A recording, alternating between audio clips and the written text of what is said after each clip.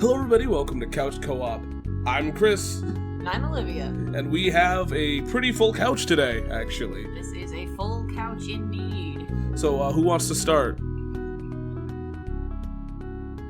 I'll start. Hello, I'm Matt Presents. Back again. The one who loves Gremlins too. Yeah. In a batch. It's like, welcome back to the couch, Matt Presents. Thank you for having me. Oh, definitely. I'm Markiplier.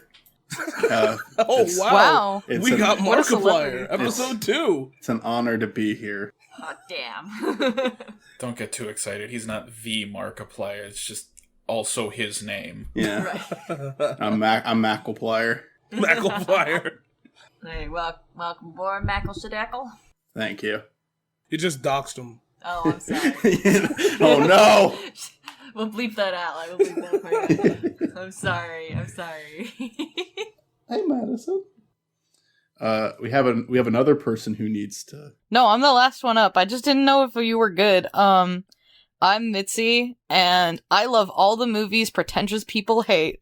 That's beautiful. Oh, boy. All right. So, as you can see, we have a full couch. And, Olivia, do you mind... See, the thing is, I don't exactly know how this one's gonna go, because I said something, and then I changed my mind. So, Oh, boy. Okay. So, you said misunderstood movies, I said movies that people, Yeah, basically the long and short of this is today's topic is movies we believe that are good that people have misunderstood or judged, or at least movies we like that the general public does not. So, we chose 5. Yeah, realistically. Yeah. And I did hopefully too. we can, I think that's what I said top 5, because I was going to initially say 10, but I don't know if we have time for that. Yeah. Good call. Yeah, I The wrote 5 last- down. Yeah, the last video went on for pretty long, I think, so. Yeah. So how do we want to do so my question today is, how do we want to do this? Do we just want to run down each of our lists and I think, debate, or Yeah, I think, so with mine, I actually had from worst, like, from the most understandable to the least, like, the one that I just don't, like, the farther I go up, the more I just don't give a shit. Like, you'll see where I come from on this one. So I guess with that premise going, Chris, do you want to start us?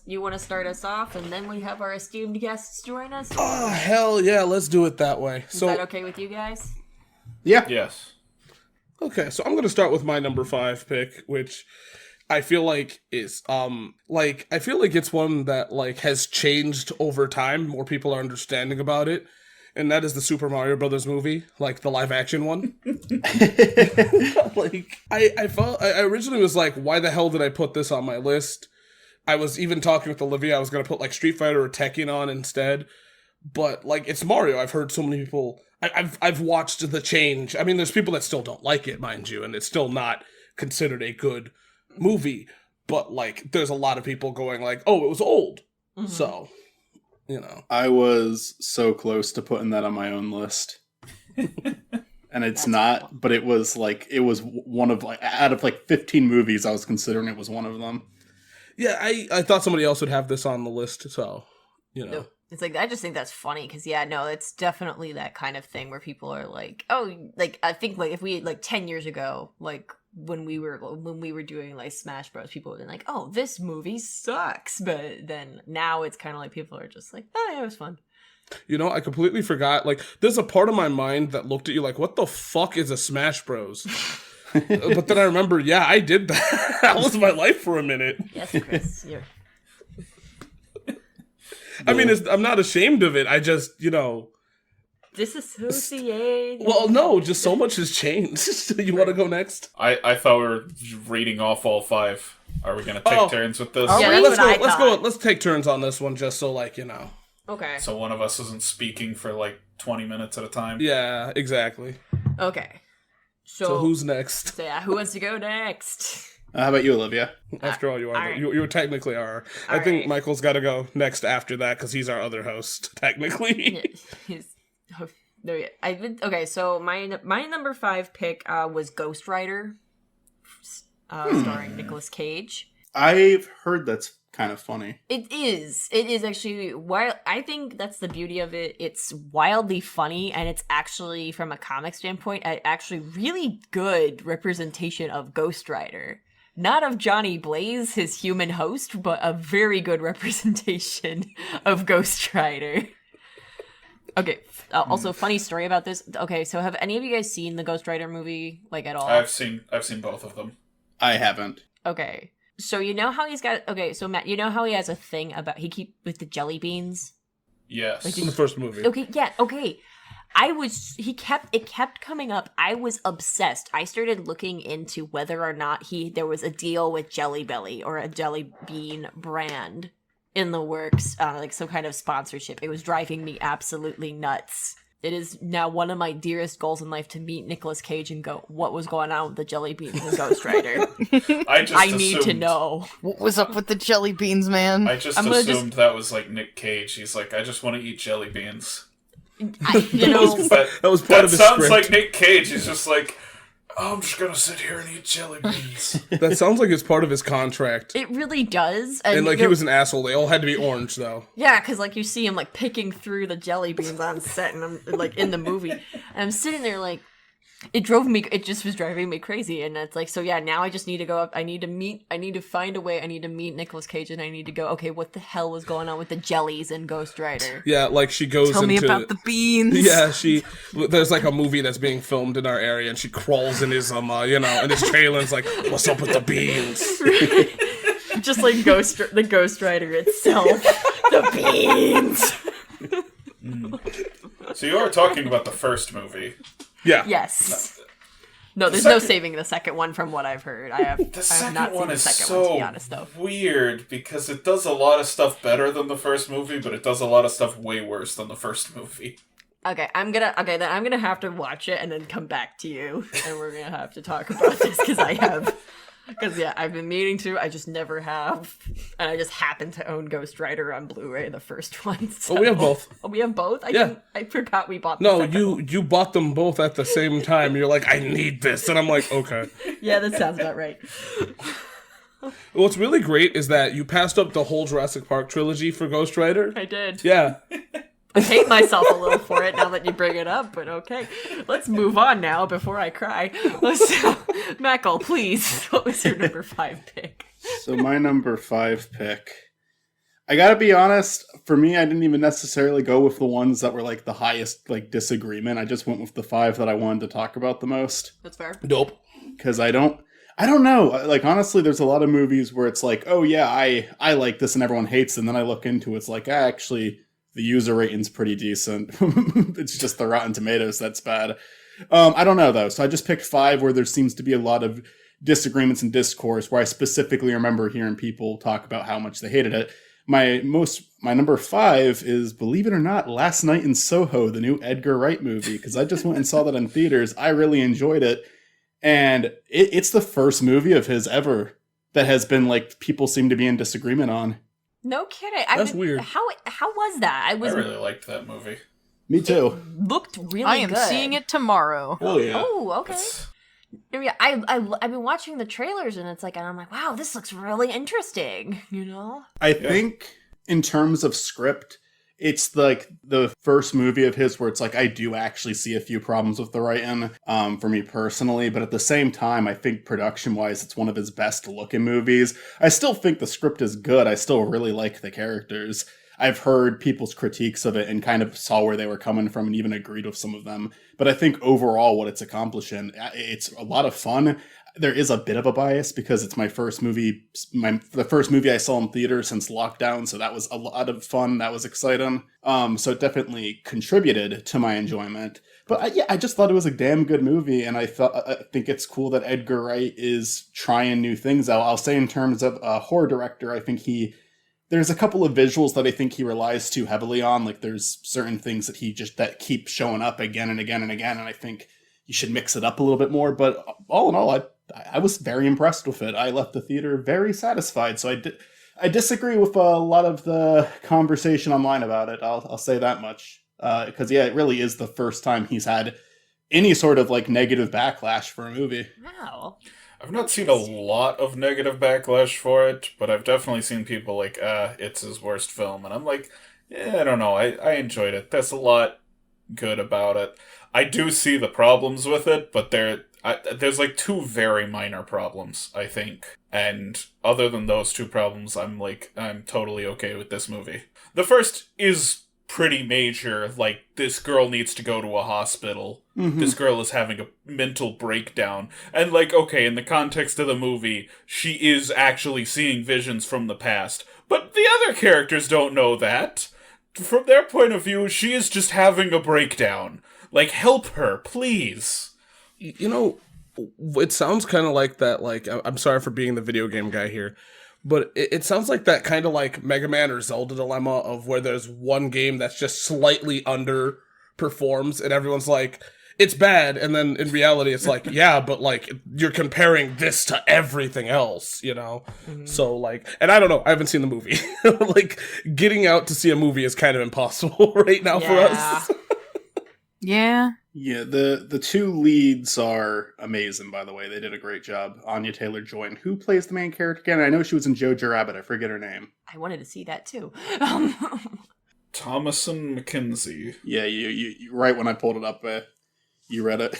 There's a lot of good actors in that. Matt Smith, Diana Rigg, perfect casting for that character. Terrence Stamp, one of my favorite underrated actors. I'm glad Terrence Stamp is still working. Okay, I'm not too familiar with Terrence Stamp. Like, he's Zod in Superman 2. Oh, okay. That's his big role. I love how like somehow this comes back to comic books here for you. They're that integrated into our culture, man. It was Doug Walker from Superman 2.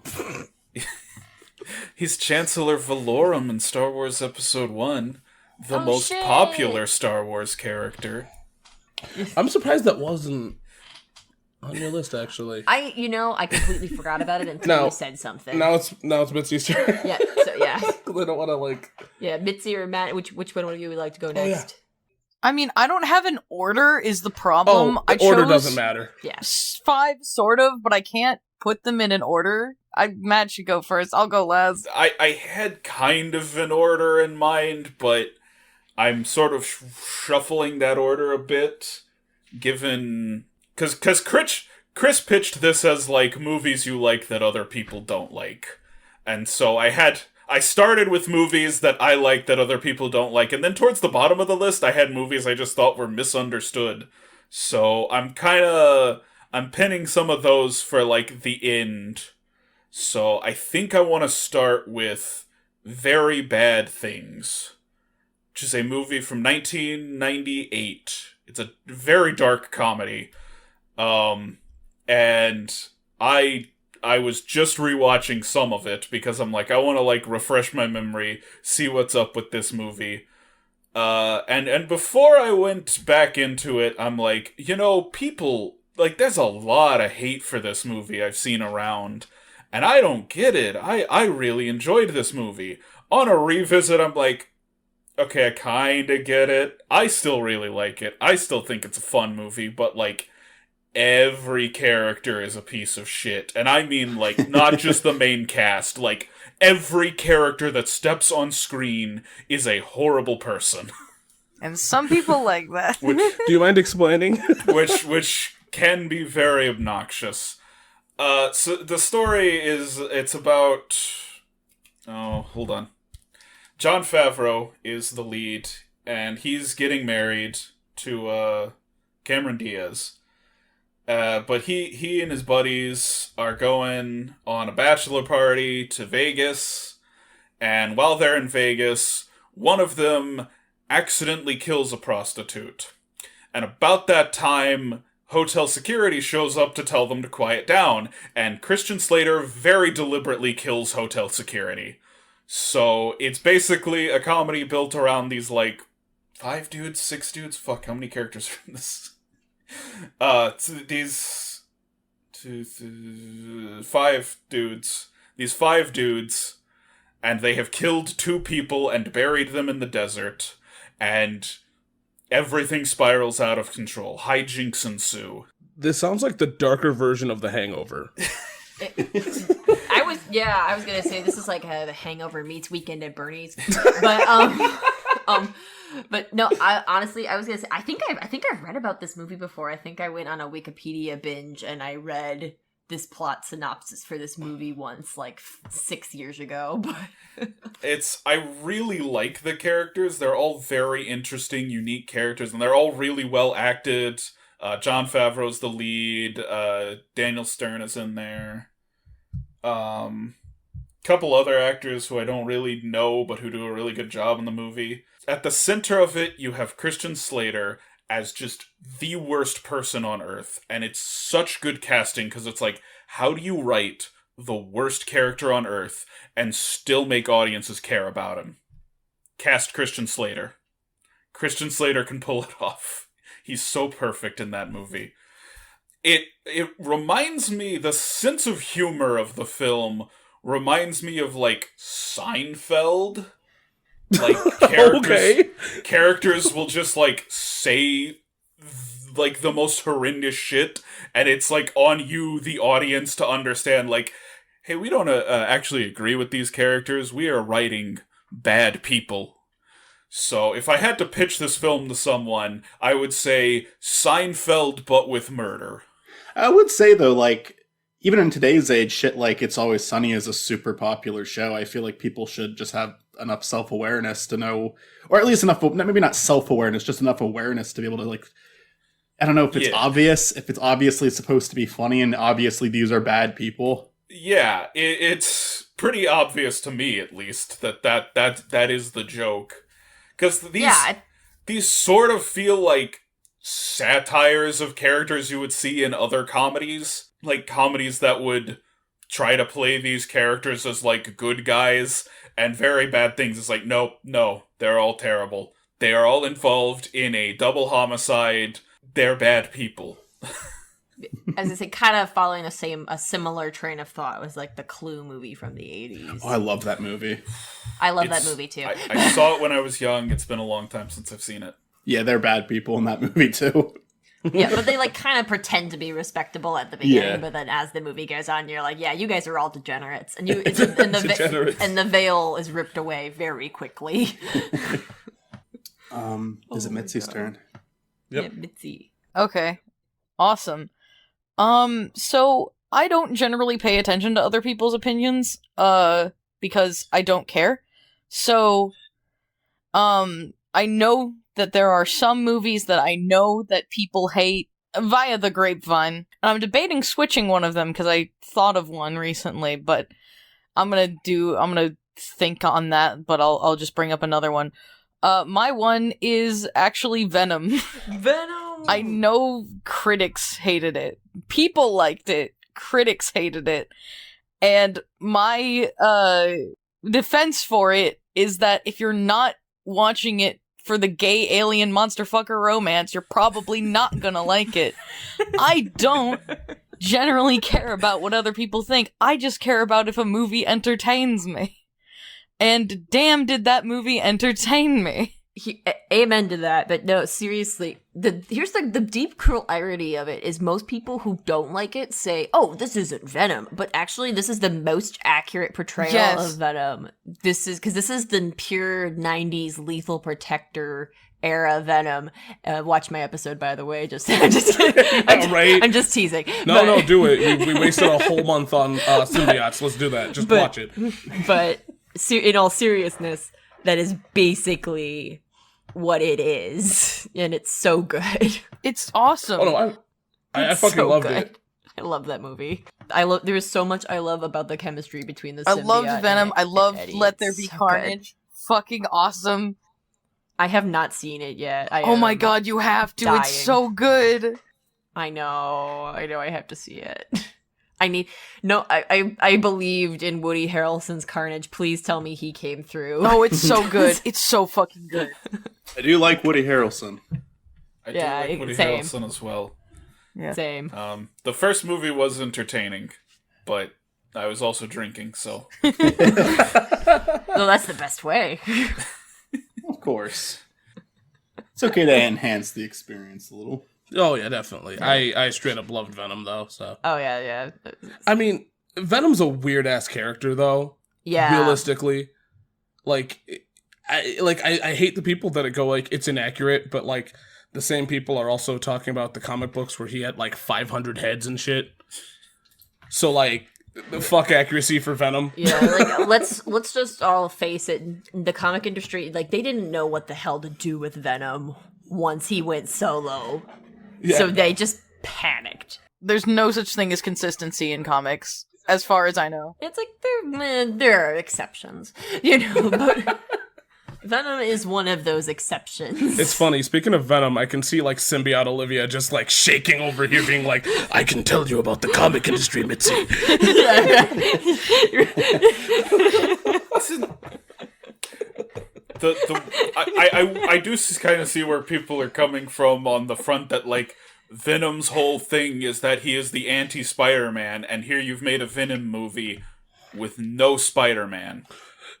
I mean, Yeah. the Spider-Man movies are kind of that way right now. Yeah, they both kind of exist in their own weird pocket. So what either comes next is either going to be the best thing that happens or the absolute Well, worst. what's great is that they're talking about Spider-Man freshman year, so apparently we're gonna see Uncle Ben get capped, maybe. So who knows? I'm Hell really yeah. curious to see if I'm sitting there like I need my answers. I need this man to get shot. I either need to know, is there no Uncle Ben or was there an Uncle Ben? Past tense, I need to know.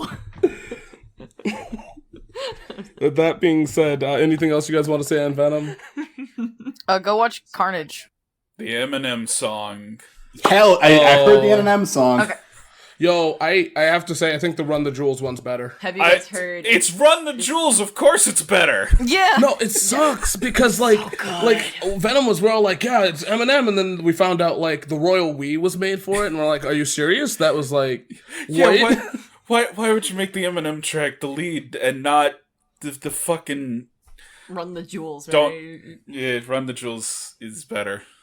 Yeah, oh, definitely. It's Oh, like, yeah. It's like you have not seen anything until I was just start. It's like till I found You were out mad. about You the were, you royal we. actually. Oh my god, I was so pissed. I was like, what is this?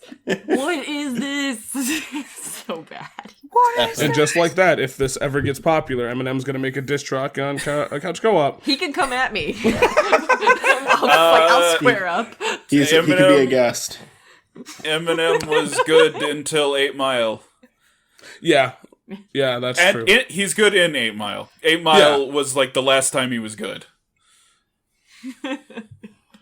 I'll have to remember that for the diss track eventually. Olivia's diss track. Anyway. So with that being said, my number 4 is Godzilla 1997. I live with you and I still don't understand this one. I feel like the thing is, I have no clue if I actually like this movie or if like the marketing got me. Because like, I remember like the Taco Bell commercial, which I shouldn't. In reality. You were too. Oh, wow. Yeah, exactly. But I it was remember that the good. Taco Bell commercial. Yeah, and I remember the movie. The thing that's funny is the marketing for it was great because it was terrible for toys, let's be real here. But it was great for the time because they didn't want to show the monster until the movie. Mm-hmm. And that shit's kind of dope. I think I also can't call it Godzilla because of how much I like Godzilla. It's just Zilla. And because that's what it is in canonicity of Godzilla movies. I don't know. I really can't say I like this movie. I like the design of Zilla, and that just makes my monkey brain go, okay. Like, that's it. I'm kinda gonna come to Chris's side on this one. I think a lot of Godzilla fans got mad at that movie because it is a horrible adaptation of the character. Oh, yeah. But if you step back a bit, it's really fucking funny. It's a terrible movie, and it is really funny to watch. I will give it props for being like a classic monster movie, like that very 2000 action movie, monster movie, like or late 90s thing. And I gotta admit, I'm a sucker for that kind of bullshit. But like, I don't know. I mean, if you asked me though, like, hey, why do you like it? I'd be like, Taco Bell dog. You know what? That's valid. Like, and that's the thing that's really funny about it is that it's not the thing that made this one great is that my grandma does not like these type of movies at all. She does not like superheroes. She does not like kaiju films. But yet, throughout my whole life, she kept quoting that commercial. You know? Beautiful. Like, there's the one commercial with the dog and the box, and it's just, I think we need a bigger box. She kept quoting that. And I'm like, this is the only ground we have on Godzilla, is that movie. And that I just think it's just the personal connection with Zilla that I like. Also in Final War when he gets fucked up by Godzilla. So What I'm kind of hearing is... Oh, and then the cartoon was good. Was it? But though? that's not. But we're not talking about the cartoon, so it doesn't really matter. Oh no, the cartoon was all right. I have no idea. I'm just giving you a hard time. It's not as good as the Hanna-Barbera Godzilla cartoon. Oh, definitely not. Godzuki is God. Anyway. Okay, guys, do you think in the Warner Brothers fighting game are we gonna get Godzuki? I would No, see God, I Godzuki hope versus so. Ultra Instinct Shaggy. Yeah. Apparently there's a Godzilla anime, and I watched a couple episodes of it, and it's pretty good. Oh yeah. I you know what? Before I shut the hell up on this, I think we need Godzuki to be in the Godzilla cinematic universe. Yes. Kong versus Godzuki. Oh hell yeah! Petition to bring back Godzuki. It's like they just in the next movie, like we'll cozy into the theaters and they'll be watching it and they'll be like, and now we present the spawn of Godzilla. And then they wheel it out and it's just this. It's still a little fucking abomination. Was Godzuki the spawn of Godzilla? I don't honestly no one knows. Do you mind scooching closer? Because you know It's that weird, like, vague cartoon relation where, like, everybody, even though they totally could be their kid, it also also happens to be their nephew. He is the Godzilla equivalent of Scrappy. He's just Godzilla's nephew. Let me at him. How to get Godzuki canceled faster than anything. God, I'm glad I derailed this into a conversation about Godzuki. I'm sorry. Dude, I will. Let's I will move on. always talk about Godzuki straight up. All right. Next episode, Godzuki. Godzuki. All right. So my number 4 pick was the Street Fighter movie. Because Which one? Like the Jean-Claude Van Damme. Yeah. Street Fighter. Because I just saw it. I hear you, Matt. Give me a minute. It's like I watched it. I had very low expectations going in, but I was pleasantly surprised with. I just thought it was really funny. It kind of runs on the same energy as the Super Mario Bros. Movie. It tried. Did it know what it was doing? Hell no. But it tried. And I can respect Was that. Zach the one who was, like, because didn't Zach say he liked that movie too? Or at least thought it was fun? I forget. Who said that? Maybe? I'm not sighing at you. I'm sighing at me. Why was that on your list? I love Jean-Claude Van Damme more than any person should. He's the worst part of that movie. Yeah. Can we bring up that we're gonna talk about? I don't know how to pronounce his name. Raul Julia, whatever. Raul Julia. This man, straight up, like, you can tell me otherwise, but as a guy that really likes fighting games, if this movie didn't exist, Bison would be a more boring character. Because in the games prior to Bison, he was just a generic villain, right? No world-conquering thing. Shadowloo wasn't what it was. And when this movie came out, right, Bison's character kind of changed a little bit. You can say that the cartoon changed it as well, but, you know. Without him, we don't couldn't know. have the iconic Kick-Assia. Yeah, that too. That too.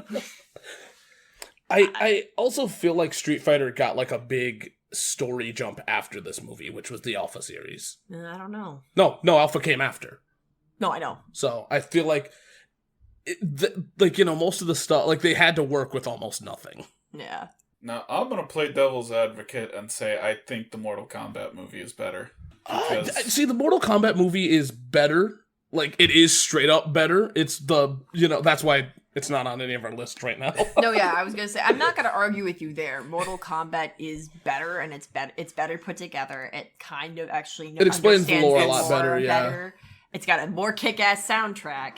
It's what the games are, except PG-13. Yeah. Yeah, exactly.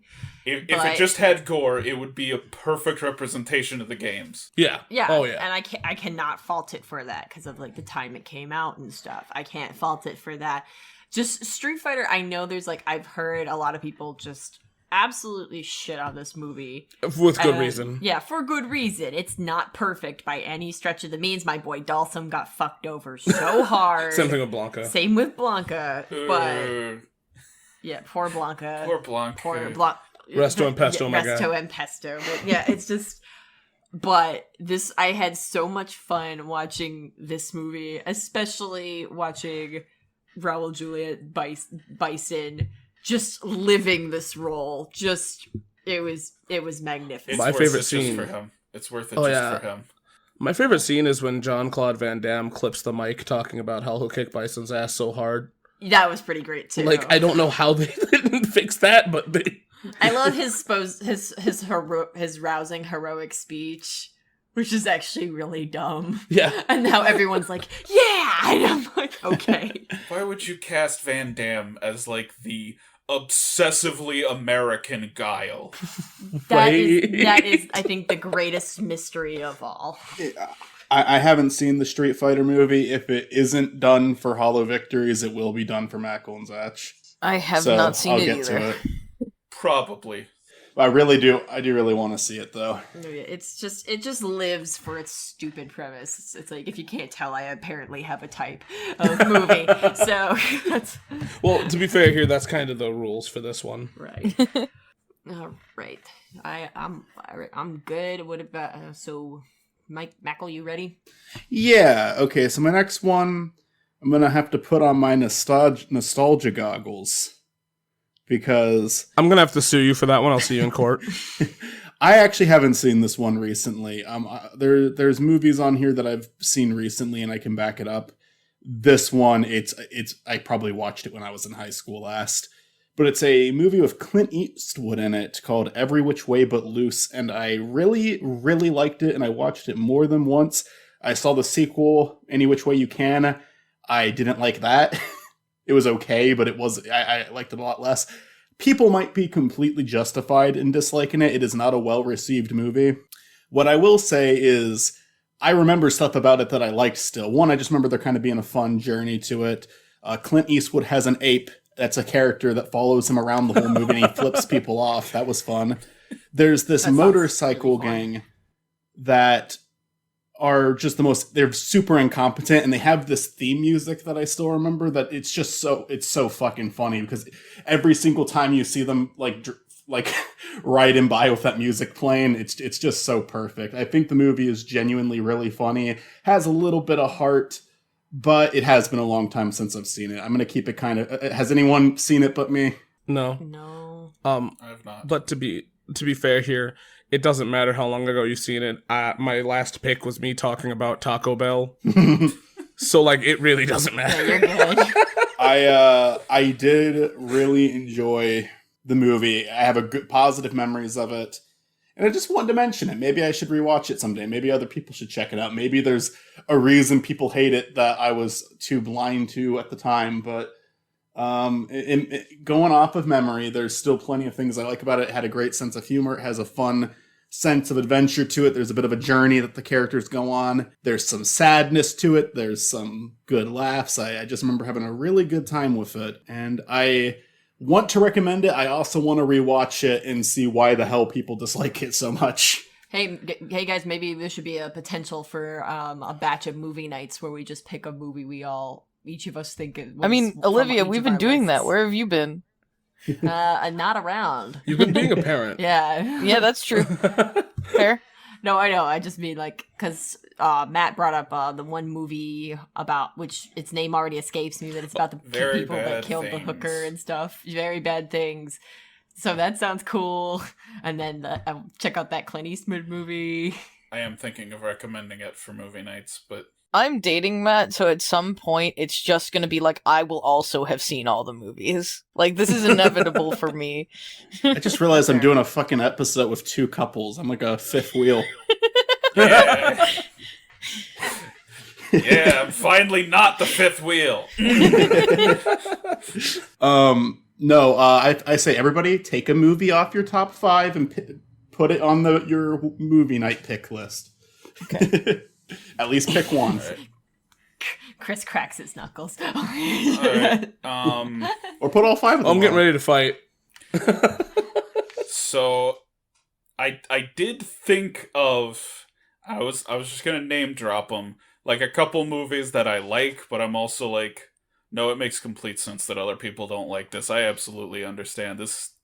like if you're not me, this shit's weird. You know, I love John Waters' Multiple Maniacs. I totally get anyone who doesn't. It's a disgusting movie. It's batshit insane. And accompanying that, which is the segue into my next pick, I also enjoyed Rob Zombie's House of a Thousand Corpses. I get why people don't like House of a Thousand Corpses. To me, it's this never heard that. wild, stylized horror movie, and it's really fun and creative and high energy, but it's also really aggressive, so I get anyone who doesn't like that. But the movie I'm going to defend today is Rob Zombie's Lords of Salem, because that movie is great. And I think going into it, because Rob Zombie had made House of a Thousand Corpses and its sequel Devil's Rejects, both of which I enjoy, but both of which I'm willing to admit are not everyone's thing. Not everyone is going to enjoy those movies as much as I do. And then he made the Halloween remake, which is complete shit. I hope Halloween remake is not on any of you guys' list, because I do not like it. I'm sorry. Never seen it. No, it's not. It's not even just like lame remake bad. It's like obnoxious remake bad. Like it finds very unique ways to make me hate it. It's not just boring. It's not the Nightmare on Elm Street remake, but it's really obnoxious. And he made the sequel to that. So going into Lords of Salem, he had 2 films that were for a niche audience and 2 films that were just for no one. And I think people didn't give Lords of Salem a chance because it had Rob Zombie's name on it. I just watched it like a month ago. I watched it for Halloween, and my god, it's a great... I shouldn't say for Halloween a month ago, because this isn't going to be out till like February, but... All right. This one's gonna be out sooner than the other ones, but yeah. I mean, it definitely will be more than a month, but yeah. Okay, real quick question. Yes. What is Lords of Salem? Because I feel like again, Wikipedia binged, but I don't remember anymore. It's Sharon Moon Zombie plays a radio DJ. He cast his wife in the lead, and you know what? She's perfect in the role. I don't care. Like, maybe it was nepotism. Fuck it, she works. She plays this radio DJ, and she gets this, like, mysterious record from the Lords of Salem, and it turns into, like, this witchy thing where, like, they're like, the descendants of, like, the women who got killed in the Salem witch trials are, like, getting revenge? Okay, I've read about this movie. It sounds fascinating. It's a little difficult to elaborate on without, like, giving away too much. Yeah, I know what you mean. But it's a movie that plays to all of Rob Zombie's strengths and has none of his weaknesses, right? Because he's visually a brilliant director. Like, even the Halloween movies that I hate are really well shot. And none of the characters are as obnoxious or annoying as they are in some of his other movies. And it's this really, like, subtle, very cerebral movie. And it feels... because this was, like, 2012. So it feels just a touch ahead of its time. Because right after this, you get The Witch and Hereditary and the Suspiria remake. And I think Lords of Salem goes toe-to-toe with any of those movies. I think it belongs in conversation with those films. That's dope. I think if like Ari Aster or Roger Eggers, I said it right. I finally said it right, and I corrected myself. Roger Eggers. I think if Ari Aster or Roger Eggers' name were on it instead of Rob Zombie's, film Twitter would never shut up about it. That's an impressive recommendation. I've been adding a lot of these to my watch list, and I added that one too. I'll check it out. That is going to be my strongest recommendation for the night, is Lords of Salem. Sounds good. Hell yeah. Is it my turn now, or? Yep. Okay, I just want to make sure I'm not interrupting anything. So I have 2 different trilogies on my list, and one of them I'm saving for number 1. So another thing on my list is the Hobbit movie trilogies, and this is because there are people who are not necessarily into Tolkien who dislike it, and there are people who are also necessarily into Tolkien who don't like it, who are into the first, like, Lord of the Rings movies, who just were not into the Hobbit. I'm super into it. My friends were super into it. I just like being in that world. I just like being in Middle-earth. It's that, plus the fact that there were main female characters added to it, something that isn't in the book. And I think that it just has a lot of good additions. Now, I will say, are there continuity errors in The Hobbit? Yes, and that's perfectly valid to be upset about. Is there some stuff that, like, was changed that I feel like maybe was an unnecessary change? Yeah, I guess I could see that. I still really enjoyed that movie, and also, I promise that it's not all of my picks are going to be like this. I'm not going to say this about all of them, but if you're not paying attention to the very obvious gay romance that is happening in it, also, you probably won't enjoy it. Like, I mean, that's Lord of the Rings, though, too. I mean, yes. There's a perfectly gay romance yes, there, too. That's Lord of the Rings as well. Lord of the Rings and The Hobbit are just so fucking gay. There's so much. I mean, I do not think it is shipping at this point. If you see Bilbo and Thorin as having romantic feelings for each other, you're just normal. You're watching this movie normal. Like, You're watching swear. it as it should be. Yeah. Am I wrong? Or is Legolas and Gimli canon? Legolas and Gimli is 100% canon. Okay.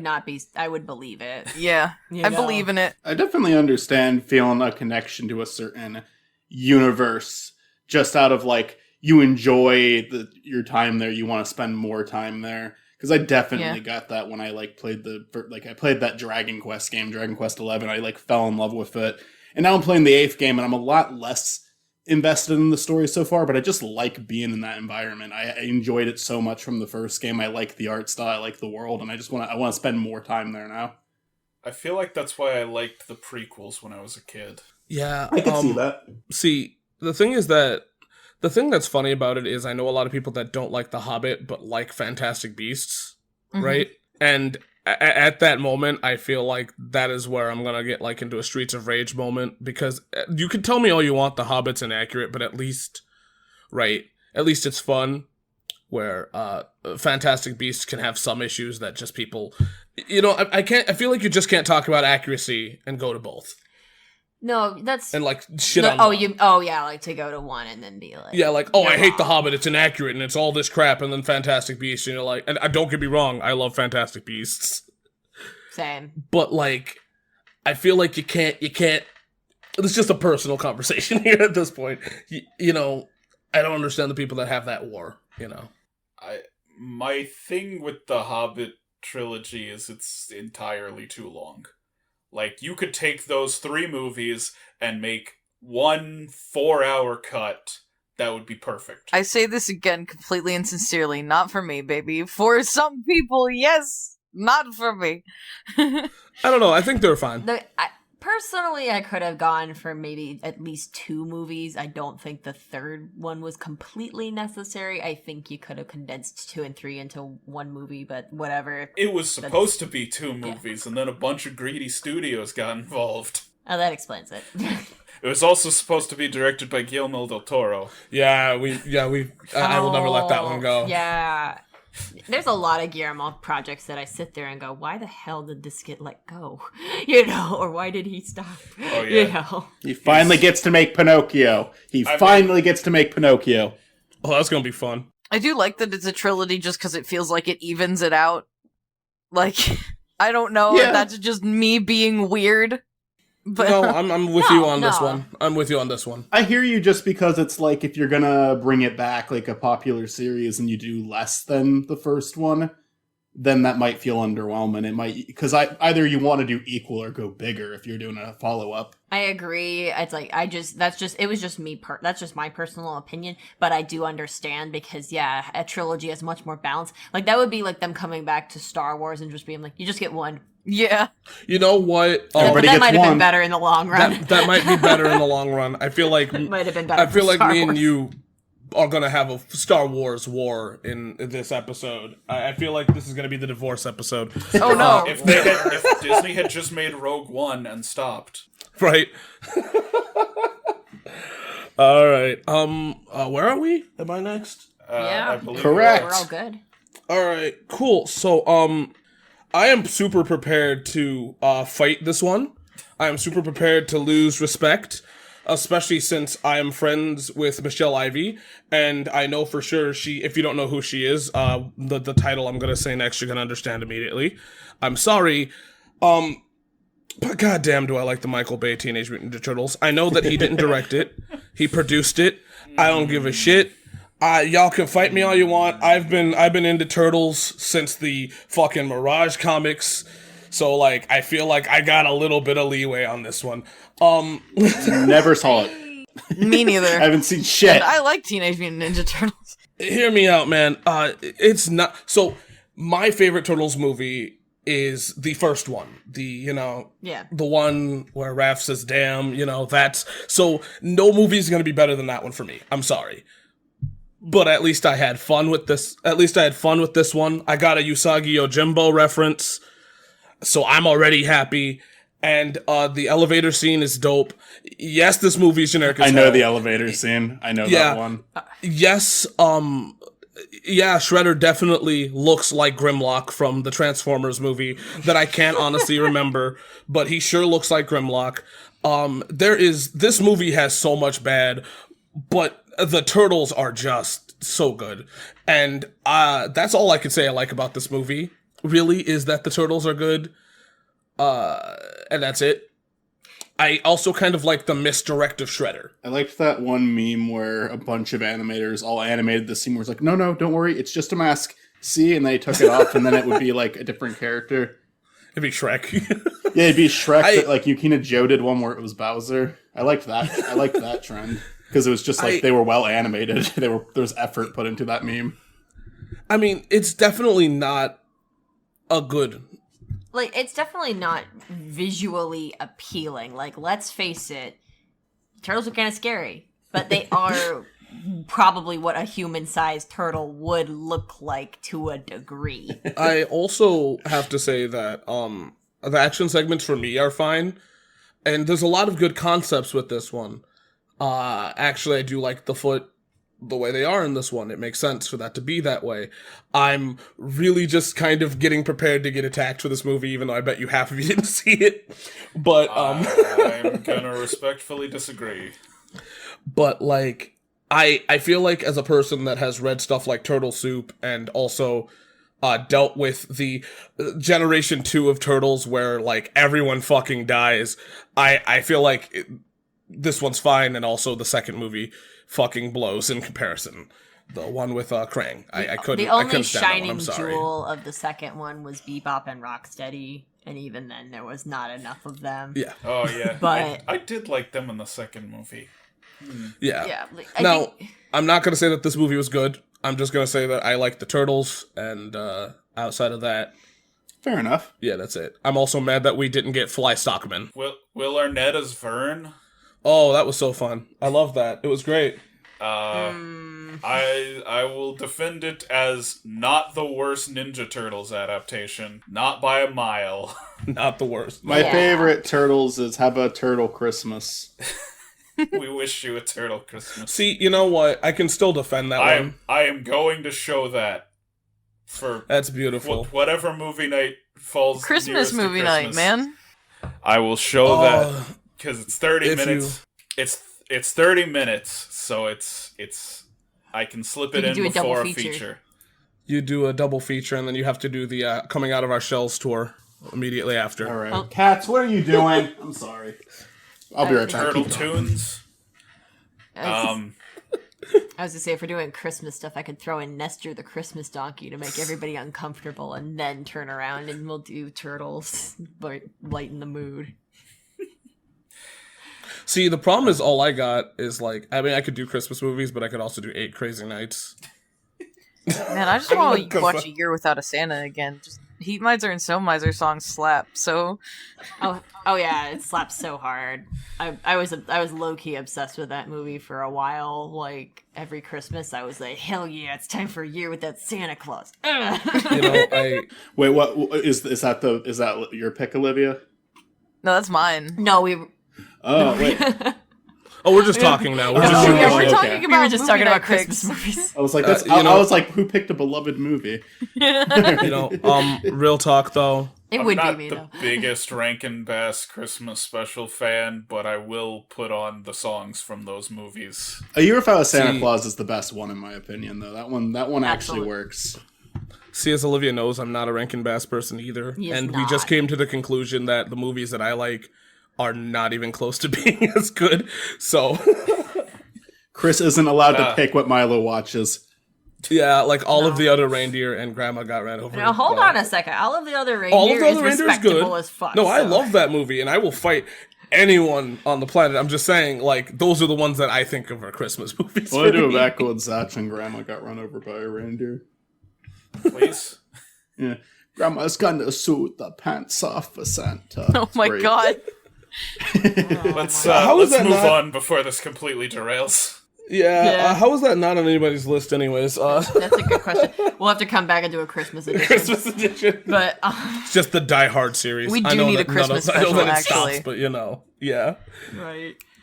Okay, so I actually had to switch my list around like last second, but my number 3 on this one is The Rescuers. I think the first Oh. movie. It's not that it's hated. I just think that the first one is massively underrated, and like everybody always like gives it crap. There is a But- bit. I've seen a little bit of that from like online reviewers. I've seen multiple people review all the Disney movies, and Rescuers actually does receive a lot of flack. It's like, really? Because because all I've ever heard from people is like, oh, the first Rescuers is there's no point to watch it, just watch the second one. Oh yeah, that's what I'm saying. know. People online will Yeah. say that. I liked it when I was a kid. I don't remember it that well, but as a kid, I remember I liking have it. no memory of this movie. I definitely watched it as a kid, but I have no memory of it. I never saw the second one. Yeah, I don't think even as a kid, but I did like. Oh, the wow. I first saw one. I remember a little bit about the second one. The villain had like pet crocodiles. No, that was the first one. Was it? Okay, I Was don't it? remember Yeah, either the of first them. one.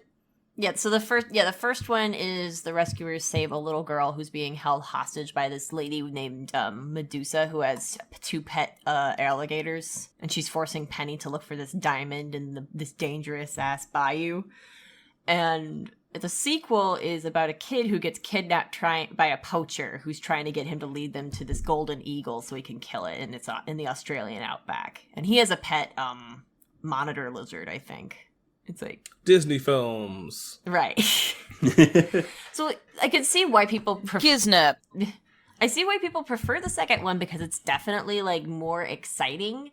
But I just think that the first one is like really charming, you know. Yeah, real talk. I get this movie confused with The Great Mouse Detective, so like, sorry. Well, what are you gonna do? It's Talking Mice. I need to see. I don't think I've ever seen that movie, but people love that one. It's pretty good. I tried to rewatch it with Milo not too long ago. But Milo doesn't have the patience for most movies yet.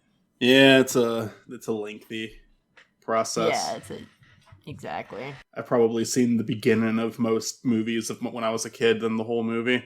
Probably seen like the first act of a movie more times than I've seen the third act when I was a kid. Yeah. I always stopped on Lion King before the dad died. Really. Oh, that must have been a fun trip to figure that one out. Yeah, yesterday I was like, what the fuck, really? I remember like we were watching Lion King at my job with the kids, and like one of the kids was just so angry that Mufasa died. She was like, "This movie's stupid. I hate this movie. It's so bad. It sucks. I hate it." All because Mufasa died. And I ended up saying, "Do you live like a prisoner in order to avoid feeling?" And I'm just like, well, maybe I shouldn't have said that. That doesn't make any sense to a 13-year-old. Damn. And you just liked Mufasa so much, you know? Yeah. Mufasa's a great character. Yeah. Scar's a fucking asshole. Yeah. I don't know. He's kind of sexy though. Okay, Adam. Hey, did you That's guys hear Scar, about though. that Disney villain Anime Boys, like, thing that they're making? Oh boy. Wait, really? Yes. Why does Disney have to copy Sanrio on that one? I mean, come on. I don't know. Oh, But I boy. mean, This look is at Scar, queer though. baiting. This is queer baiting. I haven't seen it yet. It's already queer baiting. You know what? You're absolutely right. Anyway, look at Scar, though. Just look it up when you get the chance. Look at Scar, though. I forgot what it was called. I don't remember, but I know it's a thing. See, the problem is now, Now we gotta throw that up on the screen. yeah, I'm afraid that I'm going to find a picture of it, and I'm afraid it's going to have to be in this episode, and that means that I'm going to have to take time to, like... I typed in Disney villains and an anime Scar showed up right away.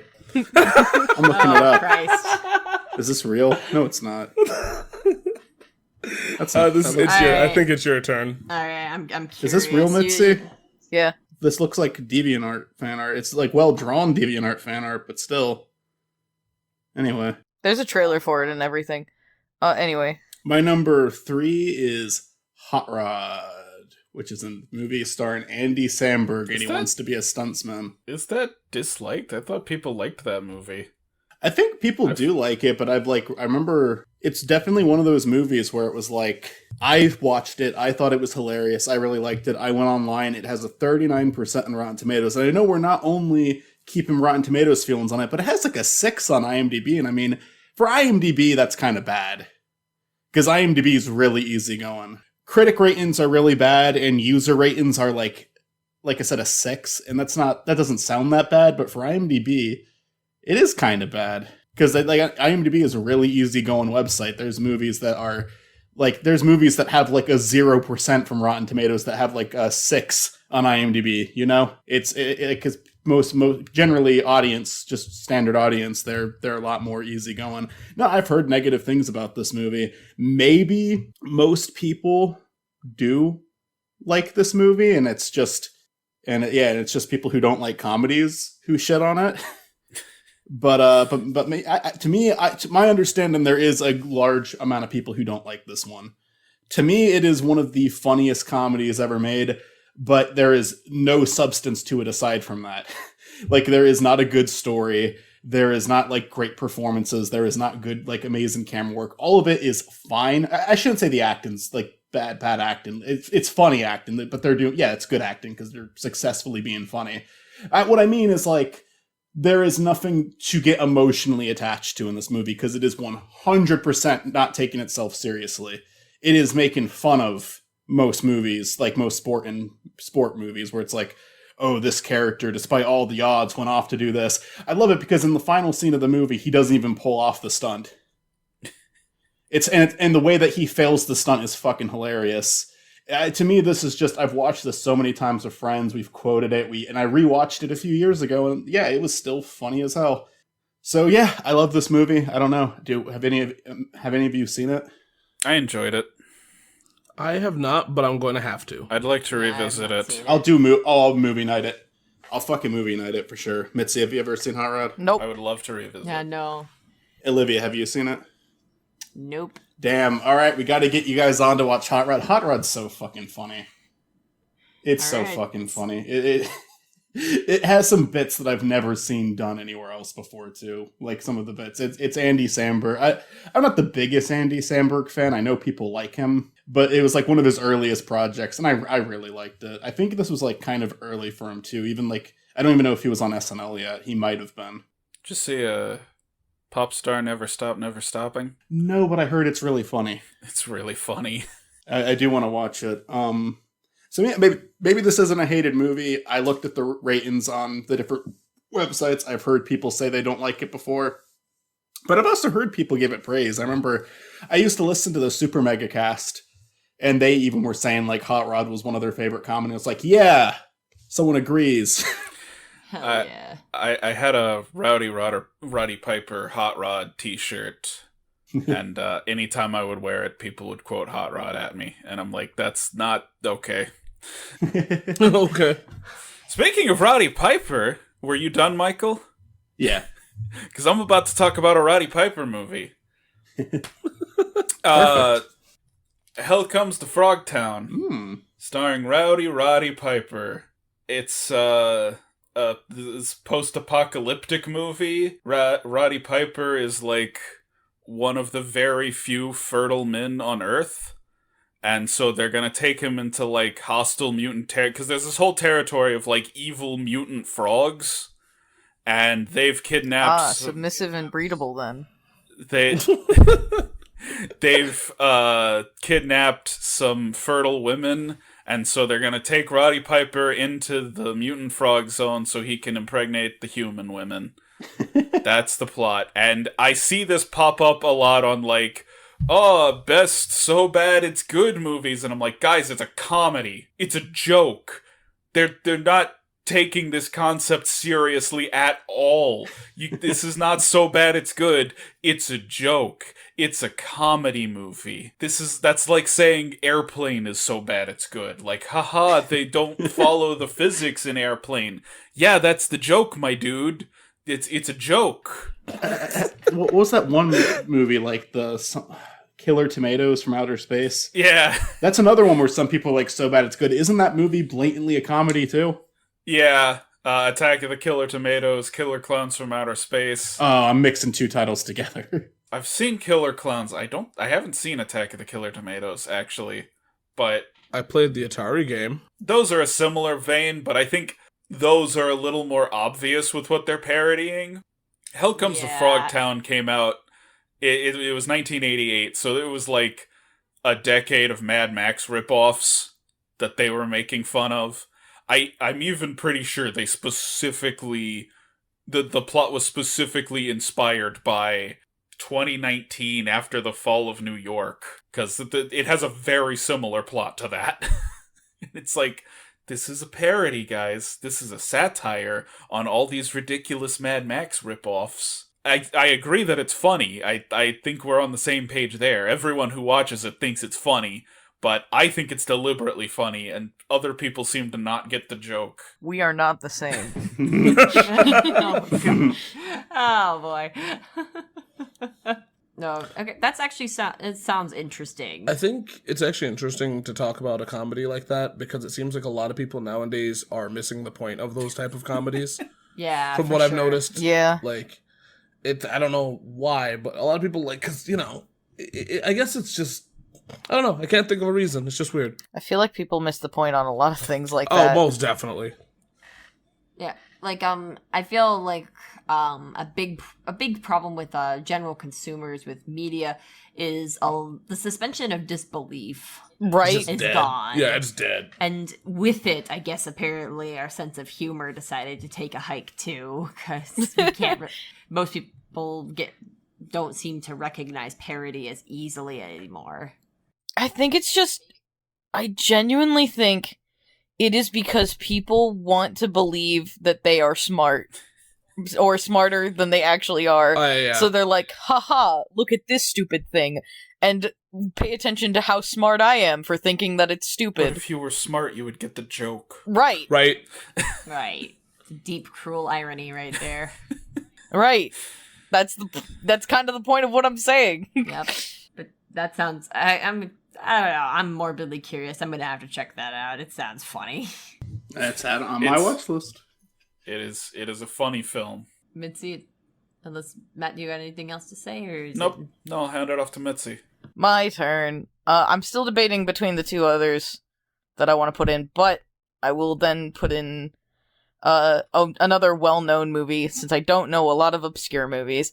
Frozen 1 and 2. I promised this was going to be on my list, because it always is. It is...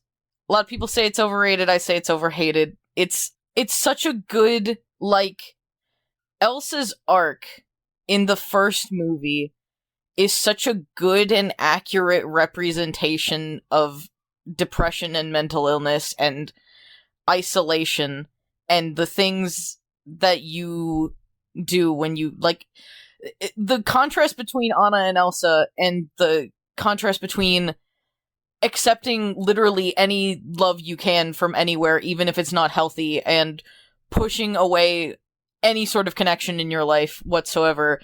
Like, not, honestly, not to get deep here, I will not go any further than saying, like, a sentence or two, but as somebody who has been suicidally depressed, Elsa is fucking bomb-ass representation. Elsa is S-tier representation for that feeling and the kind of person you feel like when you are her. Like, when you are in that situation, is what I mean. And it's just like, that goes so underappreciated because of the fact that people are like, it's a popular Disney princess movie, let's shit on it. I'm like, you don't understand. Nobody understands this movie like I do. Nobody is watching this movie through the lens that I am, except for the guys at Cinema Therapy. Watch Cinema Therapy. It's a good fucking show. I enjoyed Frozen when I saw it. It wasn't like my favorite Disney movie or anything, but I definitely enjoyed it. And I watched it a second time and still enjoyed it. Never watched the sequel. I might, maybe eventually will. It's not on the top of my priority list, but it's good. Okay, I've watch the sequel, so I'm not the only person in the world, please. I did, yeah. I remember a joke about that in the Oscars video one year. Where Chris said, I'm literally the only one who saw it, and I put up like the ticket sales on the screen. And I just said, just Chris. Okay, look, here's the thing. Anytime I ask somebody, like, you seen Frozen 2? And they're like, no. And I'm like, are you fucking how? I'm just messing with you, I know that feeling. Well, no, here's the thing that's funny. The call in Frozen 2 is actually how we get Milo to pay attention. Yeah. Really? We'll be. Oh my god! It kind of happened by accident. One day. It's my meme. Okay, it's because I'm the only fucking person. I will make sure that everyone I know see Frozen 2 just because I saw it in theaters. Y'all can fight me. It was a decent movie. Well, yeah, you guys know the meme that was going on for a second, where there's a meme where it was someone they do like Frozen, they do I probably can't. We're not going to do it on mic because I don't think Disney will give a shit or even know. Someone sings, like, you know how Anna, well, not Anna, Elsa has that whole musical number about like hearing the voice calling to her, and she does the call and response, and you hear the other voice. But someone made the Vine where it's someone doing the singing, and then someone just screams back. Or it was a TikTok. Olivia, I think it was a TikTok. There was a couple memes done with that. Yeah, the scream. And so Chris and I will do that back and forth across the house. And then one day, we were doing that, and before I could respond, I hear this tiny little, from and it was Milo. So that's how we calm him down. Also, to let you know, I'm the one that does the singing and she does the streaming. I don't know why she does it. But you carry a tune better. I'm gonna defend Frozen here. The one thing that's funny is that it doesn't come for depression for me. It comes for sexuality for Elsa on me on that one. Because that was really, and even despite all of that, I feel like this movie suffers from parent syndrome too, of where your kids like it. Yeah. I mean, there's a lot of snark asses too. Right. But I feel like it suffers from parent syndrome, but fuck it, it's a good movie. And I think if your kid's gonna like one movie, it's the good one. It's the good one, you know? I really like the movie. I think my favorite song in the entire movie is the First Time in Forever, because I just love the contrast of Anna and Elsa singing about the exact same thing in completely different tones. Like, they both essentially are two people who have very similar situations who deal with it differently throughout the movie. Elsa shuts everyone out.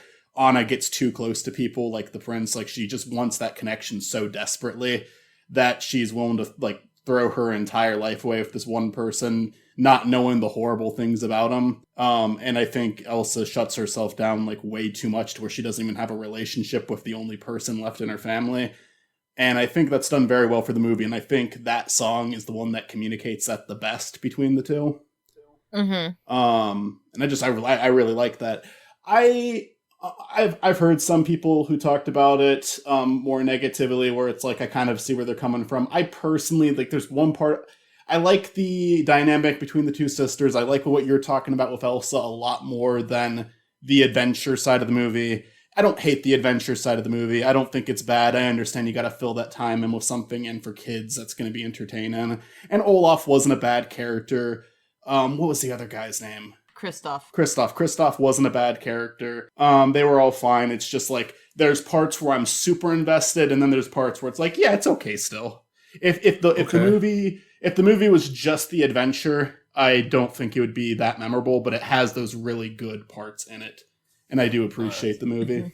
I was completely indifferent to Frozen, but I'm very much on Mitzy's side that it was really overhated, because it was like, oh, it's popular with children, let's just dump on it because kids like it. Oh, for sure. I remember the first negative review. I still remember it because the person reviewing it, I swear to God, I will play audio from his fucking video if I find it when I edit this. So he's just like, Frozen, oh my God, I just saw it, and like, fuck, it sucks because like, fuck. That's literally his review. I'm gonna play it. I'm gonna fucking play it. You're gonna hear it. I'm not exaggerating. Go for it. Hey, post-production Makal here. I cannot find the video no matter how hard I look. So I assume the person took it down, which good. Maybe they realized it was a horrible video. Sorry to be mean towards a specific reviewer. I've really got nothing against reviewers at all. I review stuff. Matt and Chris review stuff. It's all good. It's just this video had absolutely zero substance, and when it's mocking something else that had a lot of work into it, that's why I got heated about it. But they took it down, so there you have it. So, the only thing I can say bad about Frozen is that Kingdom Hearts 3 did it dirty, and I am fucking pissed about that shit. And I will never be not pissed about it. And I feel like this video will be out before I get to Kingdom Hearts 3, but I know for sure that yeah, no, they did everything dirty about that. Like, you can even see Arendelle. No, you can't go to it. Fuck that. You gotta be on the mountain. Oh, is Elsa a character you can have on your team? No. Get Marshmallow. No, you get fucking Marshmallow. And, the villain, what's his name? Chris, no. Yeah. Hans. No. Hans. He has the best Heartless design, and he doesn't say shit in the whole game. And that really already kind of sucks dick, that he has the best Heartless design of that game. And this isn't even about Kingdom Hearts, but I was gonna figure a way to put it in here. Yeah, it was inevitable. What if in like Frozen 2, like, honest, like I need a kiss from true love to cure the curse, then Kristoff was like, well, if only anybody ever loved you, Anna. And it's like, he's a villain too, that's the twist. Elsa's just like, you gotta stop, man. Like, I shut people out for like almost 20 years for this shit. You know, it's not worth it. I do really like the movie, even the parts that I'm not like in love with, like the parts that I really like. I don't think there's like a single bad part in the movie. The parts that work, I think, really work. I'll agree to that. I did enjoy it. I did enjoy it a lot. I don't know. Could there ever be a Disney movie that just kind of focused on a relationship between, like, just the dynamic between two sisters? Do you have to throw in the adventure? I don't know. I think it's because Lilo and Stitch. More of a Lilo and Stitch did that. Lilo and Stitch did fantasy that too. movie Yeah, kind of they thing. throw in the alien stuff, and I love Lilo and Stitch, but I think all of Lilo and Stitch works. Yeah, I think so too. Lilo and Stitch is amazing. Nobody disagrees on that. Because Lilo and Stitch was dangerously close to being a slice of life. Wait, someone needs to recommend that for movie night. yeah. For fun. I mean, fuck, I might do it because I actually do want to watch Lilo and Stitch again. Yeah.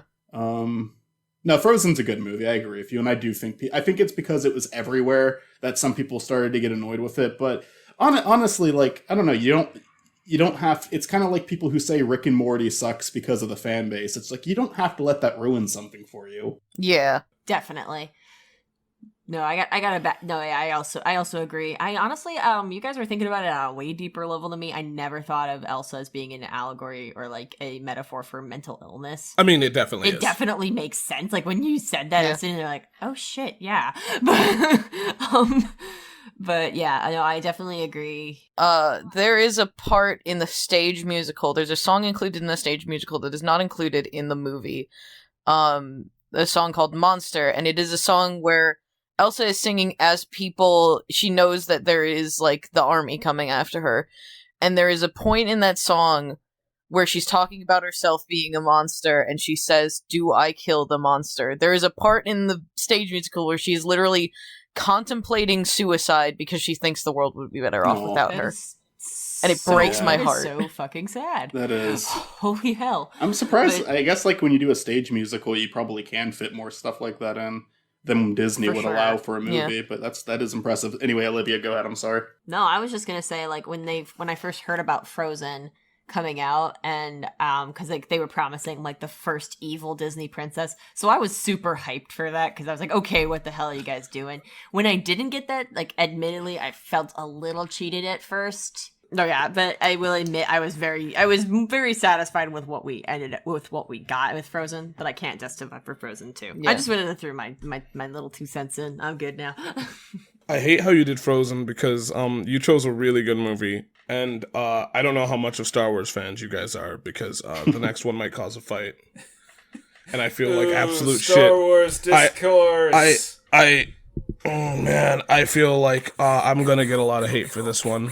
To preface this one, I was a huge Star Wars fan. I read almost all of the books, so my like for this movie should make sense to a degree.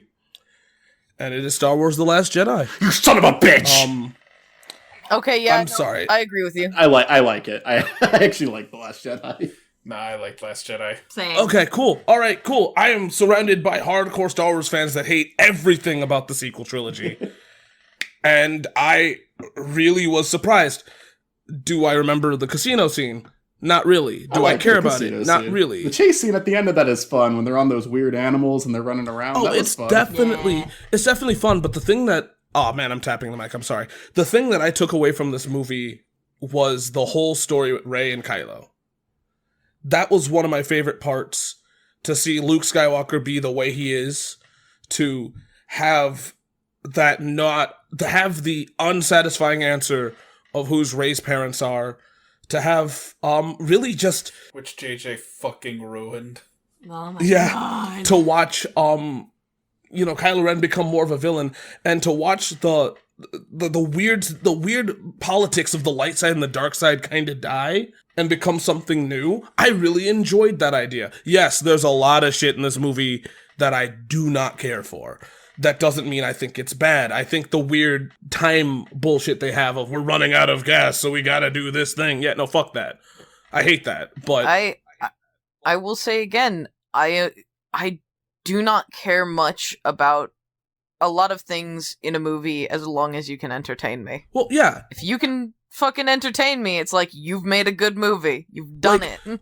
One of the arguments I keep hearing is people go, Luke wouldn't do that. Look, man, the fucking Jedis are terrible people. The Jedi Council is terrible. So for him to kill his nephew, right? Yes. It's not out of the question. They've done worse. Also, this is just a basic human thing. You do understand that people change sometimes, and sometimes it is for the worst. It sucks. It's unfortunate, but it is a reality. People change. People that you grew up with that you care about might grow up into assholes. That happens. Yeah. And Luke Skywalker isn't that. They make you understand him better, and he has a more positive resolution. I'm not saying that about Luke. I'm just saying people do change. Go ahead, Matt. Anyone who says this is a bad interpretation of Luke is fucking wrong. I will Agreed. I will fucking fight you. Because in episode 6, right? I love episode 6 because you see this like darker edge to Luke. He's like it seems like he could actually join the dark side in that movie. So to see him like that in this movie, it's like, yes, this is the character we saw in episode 6. Anyone who's complaining about Luke doesn't remember episode 6. They're going like, oh, we want Luke from Empire Strikes Back, and it's like, he wasn't that character in the original trilogy. Okay? Yeah. I want to say that, like, I don't think Luke is, like, bad or evil. I think he is old and bitter. Yeah. Like, that's Yes. what he is. Like, And there's nothing bad about him. He's old and bitter, and life sucks for him. So it's understandable. and one of the things that everyone talks about is I hate when Luke threw away the lightsaber. Look, just because you have a personal attachment to that doesn't make sense for canon. Once Luke, because Luke according to what we should assume, learned everything about his father, right? Learned everything about what happened. So that lightsaber, his lightsaber, which is his father's, has bad blood on it. It's killed younglings. Of course he's gonna look at it and be like, fuck that. You know? It's not the same connection that fans have to it. Yeah.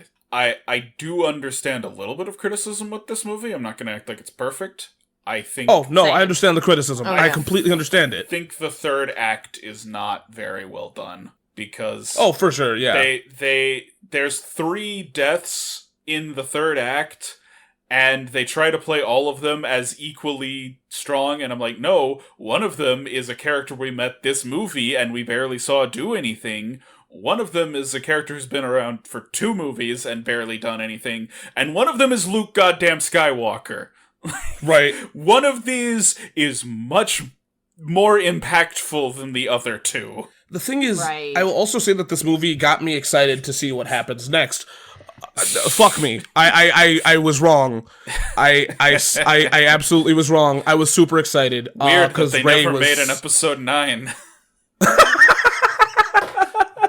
So No, All I right. was... I'm gonna bring in. I was super excited for Rey. I loved Rey to a degree. I also liked Ray is Yeah. great. I'm gonna bring in the source of a lot of discourse, and to a degree, I actually agree with the negative part of this. But I'm just gonna say, Rayla was not done well. No.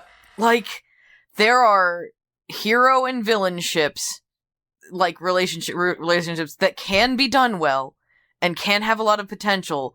This one did not. This one was haphazardly thrown together, and I'm just like, I was never don't.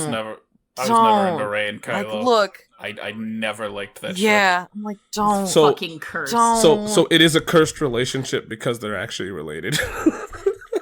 I Like, know. they are actually, like, I- canonically related. Every time we talk about this, I have to go and write it down to figure it out. But My it's fif- like, but I think, huh? My official ship for the sequels is Rey, Finn, and Poe. All three of together, them, yeah. All Yes. 3 of them. Polyamory, my That goddess. is the implication. That of is the episode answer. 9. Yeah, I'm just saying, the movie did a really good job at getting me excited for the future.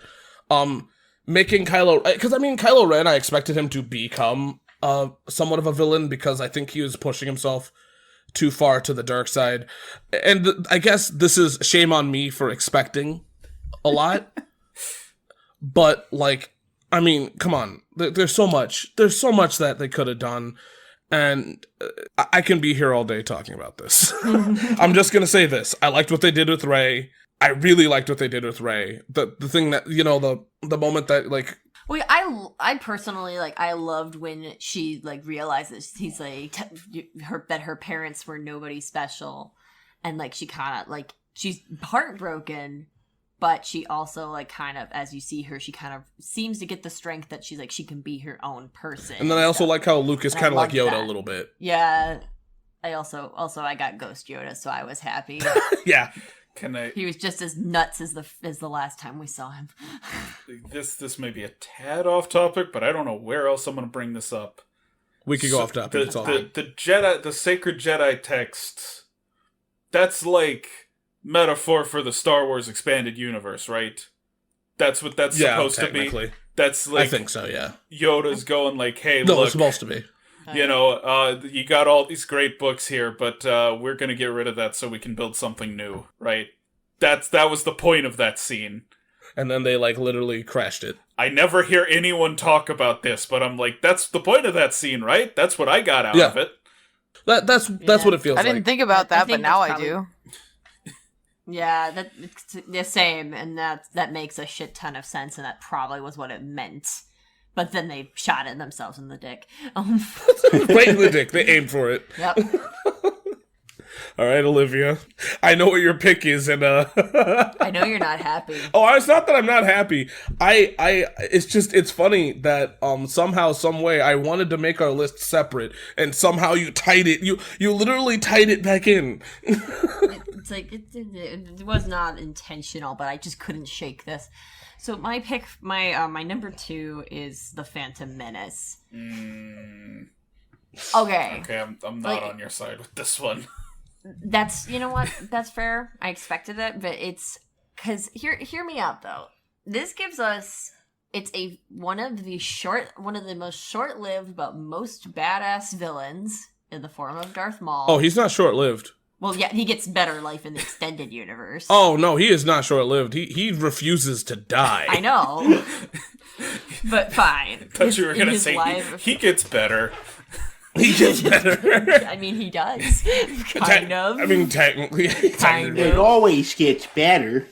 It's like we get like I feel like some of the world building done in episode 1 was pretty decent. I don't think that I know everybody always bitches about. I know people bitch about Jar Jar. I never found Jar Jar Binks to be that offensive.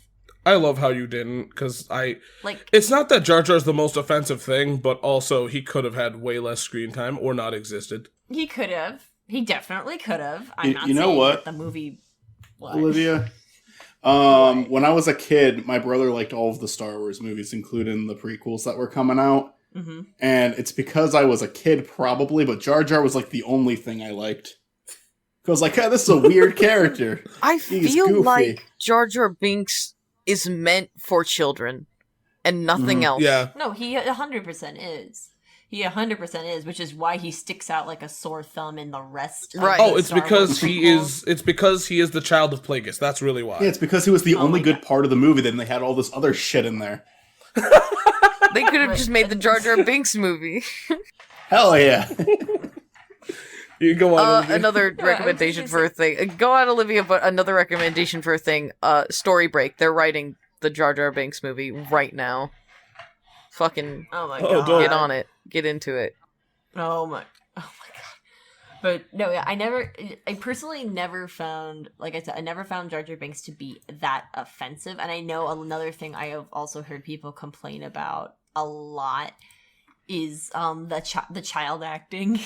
Oh no, it's not good. It's not good, but I really don't feel like Anakin is that annoying. I feel like he's more of bland than annoying. And honestly, I'd rather take that than having him be annoying, you know? The only thing I'll say with that is, like, if you ever see a kid in a movie where they can't act, blame the director, don't blame the kid. Yeah. Absolutely. Yeah. Yeah. No, I agree. All right, so we get into the crucifying, or like. I won't disagree that there are positive aspects about episode 1. I just think they're far outweighed by the negative aspects. Like, Honestly, Jar Jar stepping in poop. unnecessary, but it's so forgettable. I don't know, Olivia. I remember it. Also, I don't know. the aggressively racist aliens. Okay, Yeah. yeah, I wasn't thinking about the aggressively racist aliens.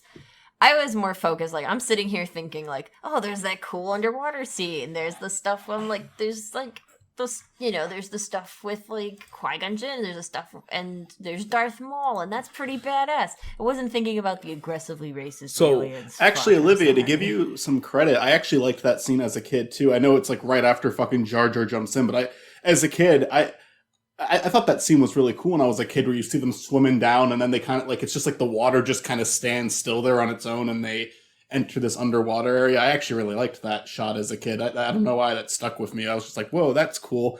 But then the dialogue in the movie when I was a kid, I wasn't into, like, the dialogue as a kid. My brother loved anything Star Wars, though. So I'm gonna defend you, even though I was gonna just jokingly say I'm gonna shit on you on this one. I feel like the one thing that this movie did right, no matter what anyone can say, is Darth Maul. Yeah. Because his legacy is so good. Because later on he gets to become a better character, and debatable on what you want to say, but he sparked the interest of so many people that he still around to this day. I mean, he's dead, but Well, it's like, when I was a kid, like, keep in mind, like, also, like, there's probably a layer of nostalgia goggles here. For there me. definitely is, because your dad Because- at the time looked like Qui-Gon. Well, yeah, for me, when I was very small when I saw this movie. So, and at the time, my dad had long hair, and he kind of, so I thought, I was like, my dad's Qui-Gon Jinn. Holy fuck! Did you, like, after the movie, did you have to go, Dad, are you okay? I was like, Dad, and he's like, And I'm like, why do you look? And he's like, no, I'm not Qui-Gon Jinn, honey. And I'm like, are you sure? You know, like, are you really a Jedi? I mean, according to the extra Star Wars canon, he probably could be. But Jar Jar Binks? I also, it's like, and also like, no, also, and like Darth Maul was like at the time, like, you know, the previous generation, they had, you know, previous generation had Darth Vader. People who came after with like Episode 3, they had Darth Vader. I had Darth Maul. That was my first Sith Lord experience, and I was like, I don't know who this wrinkly old dude in the cape is, but holy fuck, that dude looks scary. So The wrinkly old dude? Yeah, that's kind of scary. Yeah. well, I mean, yeah, now it's really scary because, you know, because that's just an accurate reflection of our politics. But anyway, Maul's kind of sexy. Damn! Not gonna lie. Anyway. But yeah, no, I think Darth Maul's great. That's all I can really say. yeah, Sorry. I had fun with Episode 1. That's all. You know? I don't like Episode 1, but I understand people who do.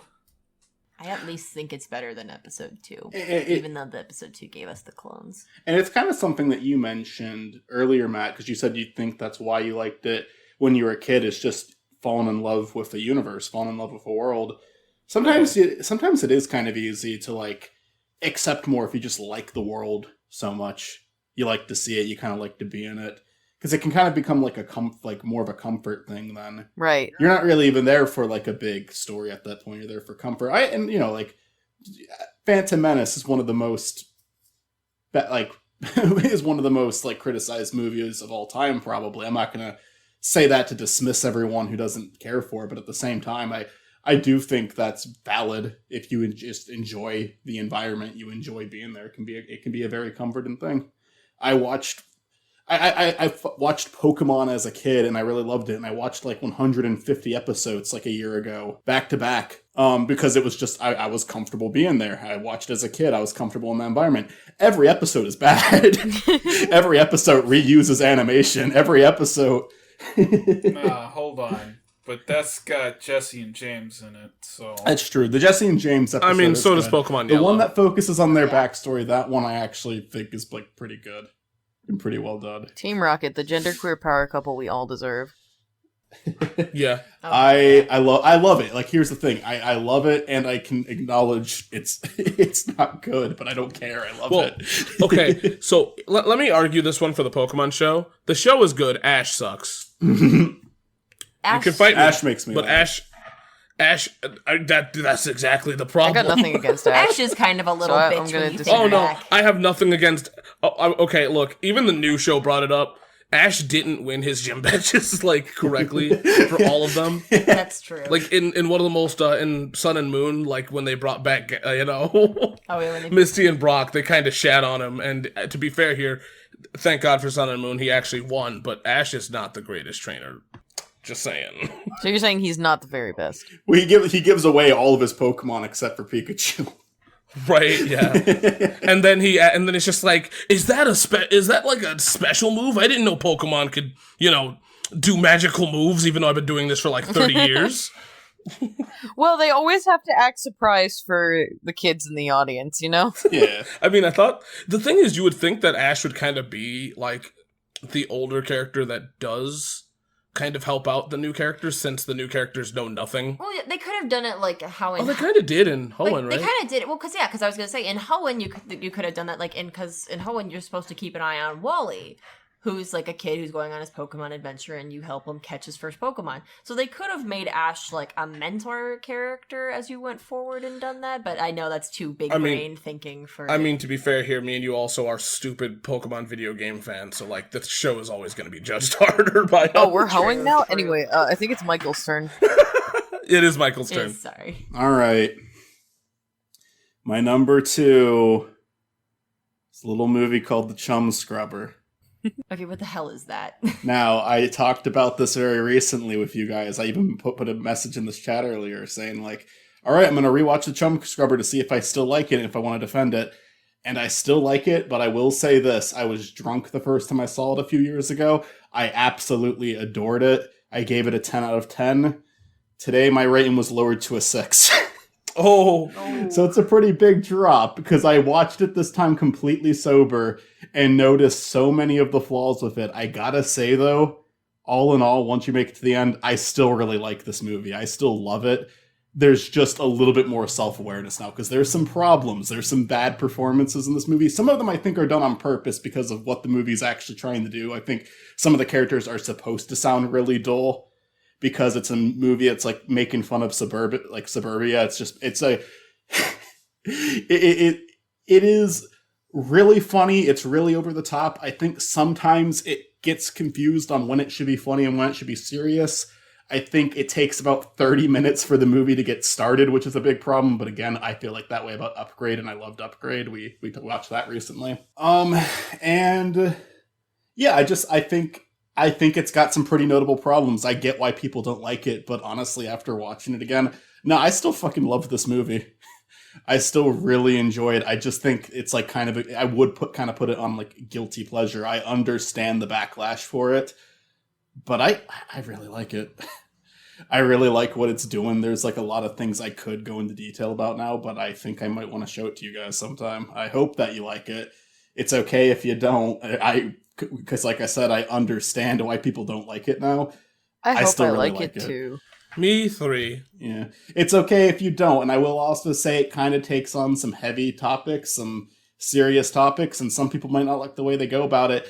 I'm fine with the way they went about it, but sometimes I'm really not a mental health expert. I don't know what's appropriate and isn't appropriate sometimes. So I don't know. Maybe that's why people don't like it. Maybe they don't like how they dealt with a serious topic. I think they handle it well. I think that the final scene in the movie, one of the final scenes of the movie is like, it's genuinely a tearjerker for me. It is a movie with a lot of really unlikable characters, but some of them actually surprise you. Some of them come off as unlikable.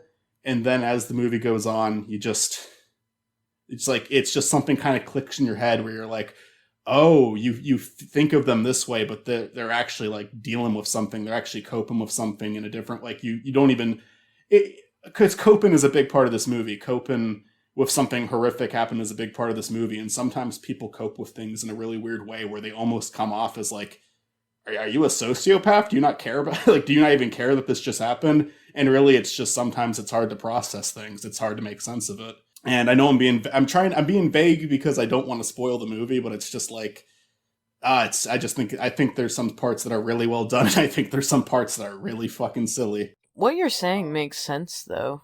One of the things I was worried about with the movie is I was just worried if it was going to be one of those movies where there was just like tons of jokes that are no longer appropriate for this time. Like, that's why I didn't want to show it for a movie. And I'm like, what if this is like a movie where it's just going to be like, ooh, that didn't age well, ooh, that didn't age well, ooh, that didn't age well. No, there's nothing like that in the movie. It can be a little edgy at times, that's why I thought so, but there's nothing, I wouldn't say there's anything like super offensive about it. So yeah, I'm sorry I keep mentioning movies that no one else has anything to say about. I do think there'll be a conversation with my number one. And I will say, I didn't have any order, but number one is probably the hardest one to defend. I don't think anyone has seen any of the 5 movies I'm going to talk about, so you're not the worst one here. Yeah, I just feel bad because I feel like I keep talking solo during mine, and I should allow a conversation. I wish I could say more. I honestly wish that you guys didn't same. keep picking movies that I've never seen because I haven't seen a lot of movies.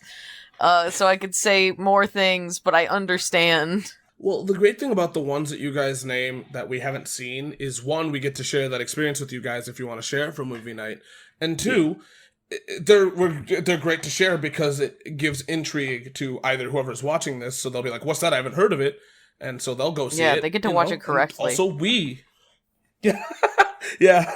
And, I'm interested in all the ones you guys said, Yeah. So we're opening a dialogue, which is great. Hell yeah. Yeah, I will show the Chum Scrubber. If you guys don't like it, it's okay, but I do think at the very least, like the first 30 minutes, you're going to be like, why, Michael? Why? To be fair, though, it does sound like an 80s porno. Oh, you want to hear what I accidentally typed in when I was looking it up tonight to watch it? I forgot the H. Yeah, that was fun. Okay. Oh, dear. But I know you say gross, but 80s porns are kind of gross. We're not gonna go any farther than that. We're not gonna go any farther than that. I'm just saying. I mean, a lot of porn is kind of gross. Yeah, it is. But I'm just saying, like, 80s is the scuzziest.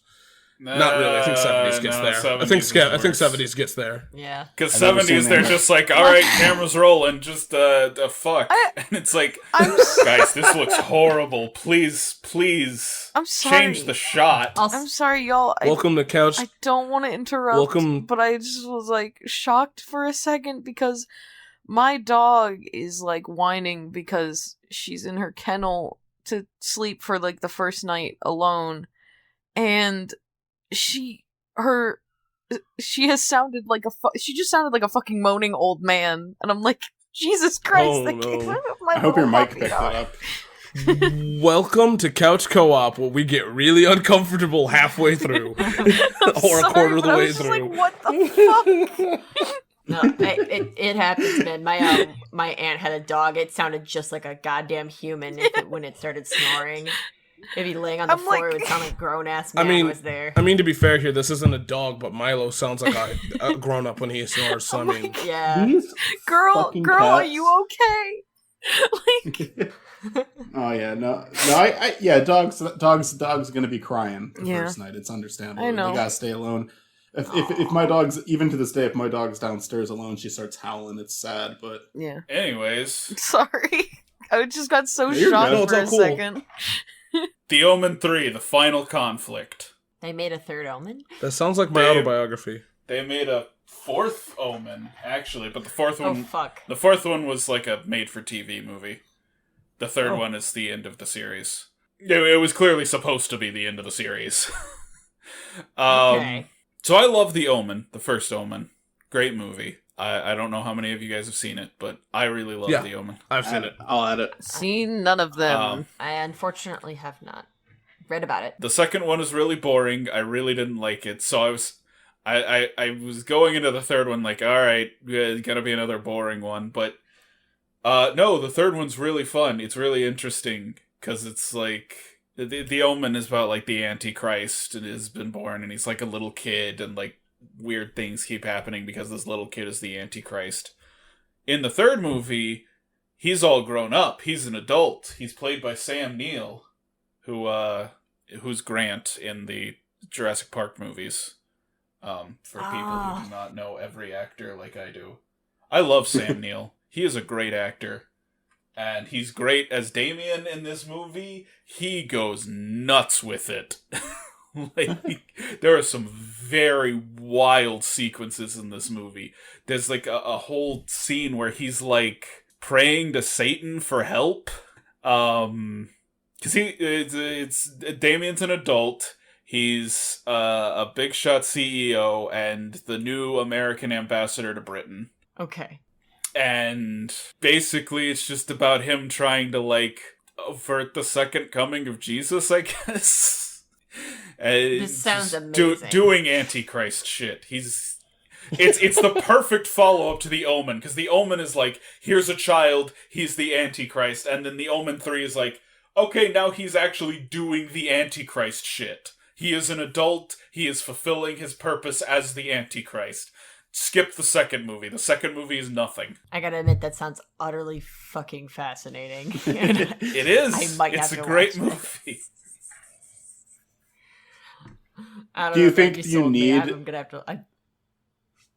I'm sorry, go on.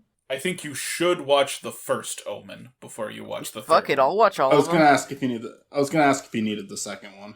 You do not need the second one. The second one is totally unnecessary. I will start the second one, and if it's like really boring to me, I'll stop it and skip to the third one. If it's really boring, I'll just be on my phone the whole time. I'll get the gist of it. Is the second one like his awkward middle school and high school years? Yeah, it's like he gets shipped off to like military school, but he's like old enough to kind of know he has these evil powers, so he's kind of using that to get his way in military school. He gets there, there's a bully, and then they challenge him to a game of dodgeball, and then he meets a band of unexpected misfits. He gets there, there's a kid that's talking about a killer doll. Like, I mean, you know. And then hijinks ensue. Yeah. Whoa. know. I honestly feel like I got that movie completely wrong, but I feel like that movie sounds like it could have been a really good idea, you know? Mm-hmm. Like the hijinks that can ensue in military school. Are we Like him gaining as a following as the Antichrist Yeah. and like understanding his powers and shit. Yeah, like that sounds like that'd be like you could get away with a lot of shit there. But like It's just not I as don't know. interesting to me, because, like, the first one's creepy because he's, like, a little kid, and then the third one is, like, really fascinating because he's the main character. I'm just saying it sounds like it was a missed opportunity. Like they didn't look at the whole picture of how like weird and creepy you can make this. I can hear that dog. No, that's not the dog. That's something else. Can you guys hear the cat? Like, I have a cat. Yes. Is it like making a weird snoring noise? Yes. Okay. I hear a weird noise. Madison, the cat that's been by me this whole time, is snoring pretty loudly. I Aw. wasn't sure if you guys Oh. heard it or not. Madison. Well, welcome to the couch, Madison the cat. Oh, it's okay. Do we have to draw that now? Is the cat part of the couch? now? Yes. Oh, so- Those are fun. I could send you a drawing of Madison because her owner literally got her drawn and has a frame. Oh, cool. Oh, Madison's a boy. I keep forgetting that. The previous owners Oh. didn't know Madison's gender, and then Shelby kept the name Madison. I'll send everyone images of my dog, not really because I need you to draw her or anything. I just think everybody should see her. I like your dog. Hell yeah. It's a good thing. So, this movie, I don't know how hated it is. I just remember hearing people say it was a bad movie, and I was like, I don't understand why. My only disappointment is that the sequel is not called Now You Don't, it's Now You See Me. I love Now You See Me. Oh. It's fucking fun. It's about magicians doing heists. What is not fun about that? I don't understand what people hate about it. It doesn't make sense to me. Doesn't compute. I don't get it. Mitzi, Yeah. 100% agree with you. I liked that movie. Yeah. I had Okay, fun. I think people overthink that movie because I actually like that one as well. People overthink that shit, and I thought it was fun. I had a friend that was obsessed with it that ruined it a little bit, but I still thought it was fun. I liked it, and I think people can die mad about it. I Yes. think this back. And I it think did this take backtracked- itself too seriously. It was fun. Sorry, Olivia. No, I mean people took Oh, it too you're good. seriously. Yeah. Sorry. I was just say I think this. No, you're fine, Michael. It's just, I think this backtracks to our conversation earlier about how people don't have a suspension of disbelief anymore. Yeah. So like when you see these fantastical like things, like it's like, or you see these magic tricks, like I think in general, magic, like stage magic like that, has kind of fallen out of public favor. Like, Yeah. it's just not as popular as it used to be. I don't know if that's true or not. That's just how I perceive I mean, it. just generally, you don't see it a lot anymore. Exactly. So I just think that I think just people are too cynical for it. Oh, okay, hold on. So this is kind of to do with the movie. I've heard people shit on this movie, but no one shits on David Blaine for his like. There's this, not David Blaine, sorry, Chris Angel. I showed you this magic trick You did. that is blatantly edited, right? Mhm. Of where he's like, and no one shits on it. Like everyone's like, "Oh my god, that's so cool," or like, but it's like clearly edited, Mhm. you know. And it's where he like tries to drive a car over a canyon and hop into.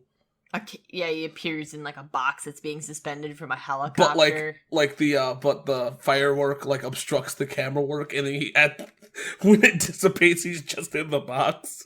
Also, like, with Now You See Me, it's like, yeah, of course it's edited. It's a fictional movie. Yeah. What are you talking about? No, I think it was great. I I liked thought it. it was real. What? It was real the whole time. Yeah. Well, it was Well, I I think thought it was all this clever, was though. really happening. I thought that I have not seen that movie. I've wanted to see it for a while, but it's like, but isn't like the whole idea is that like you don't know if the magic is real or not, like. Or Yeah. Is that a whole feeling of like not knowing? Okay. Well, because they don't explain their tricks just like a magician would explain the tricks. And there might Yeah. be a few scenes where they explain what they're doing. I don't remember because it's been a long time since I saw it. But I just remember one day I was like flipping through channels. This was like after it was out of theaters. And then that movie started playing. Like it was, and I literally got it during the opening like the opening titles and all. I was like, okay, I'll give this like 5 minutes, see where it goes. And I ended up watching the entire thing. I 'Cause did not see the sequel. Yeah, I didn't see it either because they didn't call it like Mitzy said. They didn't call it "Now You Don't." That should have been it. The fuck are you doing? But I think what I would have loved in the sequel, even though I haven't seen it, and I probably might like the sequel, I don't know. I wish that it was about, like they hired somebody like the Master Magician and tried to debunk all of their, Yeah. stuff. Because there was like a show back in the day where it was the Yeah, Master Magician and he's like, haha, I'm going to tell you how. I thought it would have been funny if they had like a villain that was as eccentric as they were. Just like Penn and Teller. Penn and Teller, yeah. You know what? That's even better. I heard in the sequel, like, Daniel Radcliffe was the villain. And I couldn't help but sit there and snicker at the irony of that one. Like I said, I Yeah. haven't seen it. I And don't it's know. probably, it I might have be no good. I idea. don't know. But... Yeah, I have no idea. This may sound odd. I've never seen either of them. Oh! No, A movie haven't Matt has either. not seen. That's insane. This is a momentous day. And we have it on recording. And everyone else has. That is insane. I've seen like a scene in like it was on TV. Which All right, scene? I guess I have to make it my movie night pick now. That's a good movie pick, though. It's fun. Yeah, you don't. It is not a movie you need to take that seriously, but it's not a movie that takes itself that seriously. It knew what it wanted to do, and it has a good time with it. Yeah. I like a lot of the people. Woody Harrelson's in it. I like Jesse Eisenberg. He can be in bad stuff, but he also he has Social Network and stuff like that. I like Zombieland. I like Zombieland too. He can be good. Which also Isla has Fisher. Woody Harrelson. Yeah. They work well together. Oh, is the thing. yeah, you're right. I that one passed because Woody Harrelson. I love him in so many things, but yeah, that is a big one. Isla Fisher's on there. I like her. James Franco's brother, is he Danny Franco? Dave Franco. Dave Franco. I'm not like a big fan of him, but he's not bad. He was okay in The Disaster Artist. He's okay in this movie. And then Mark Ruffalo's kind of a fun character, honestly. He plays like a detective character, and I had a decent amount of fun with his character too. It's a cliche character, but I enjoyed it because again, it's just a movie that kind of it knew what it wanted to do. It had a blast with it. I was there from start to finish. I enjoyed it. You know, honestly, I went into that movie being a cynical asshole, being like, I'm not gonna like it, and I came out like, yeah, I like it. Good pick. So y'all ready for me to talk about a movie passionately that none of y'all have probably seen? And I swear I complained about it before, but you know what? And I'm gonna do it again for a video specifically that probably go will on. sound exactly like this. With that being said, my number one is Dragon Quest Your Story. Fuck everyone. All right? Legitimately. Yeah, no, haven't watched it. I have it in my watch list, though. Look, man, video game movies don't normally hit a nail on the head. And this one did it great. This is one of my favorite movies, period. And it's one of my favorite video game movies. And it's hard to explain it. Yeah, Your Story. Or it's really, what it is it's a story of Dragon Quest V, right? And Dragon Quest V is one of my favorite Dragon Quests. But goddamn is it hard to play today. Because the only game that was released on was the Super Nintendo in Japan and the DS in America. And there's a PlayStation version in Japan, but semantics. This is a game that has... one, a story of you growing up into becoming a superhero. You growing up to becoming the hero, technically. And there's so much since it's a JRPG. Like, because you have a family, you start as a kid, and I've seen so many people complain about this one.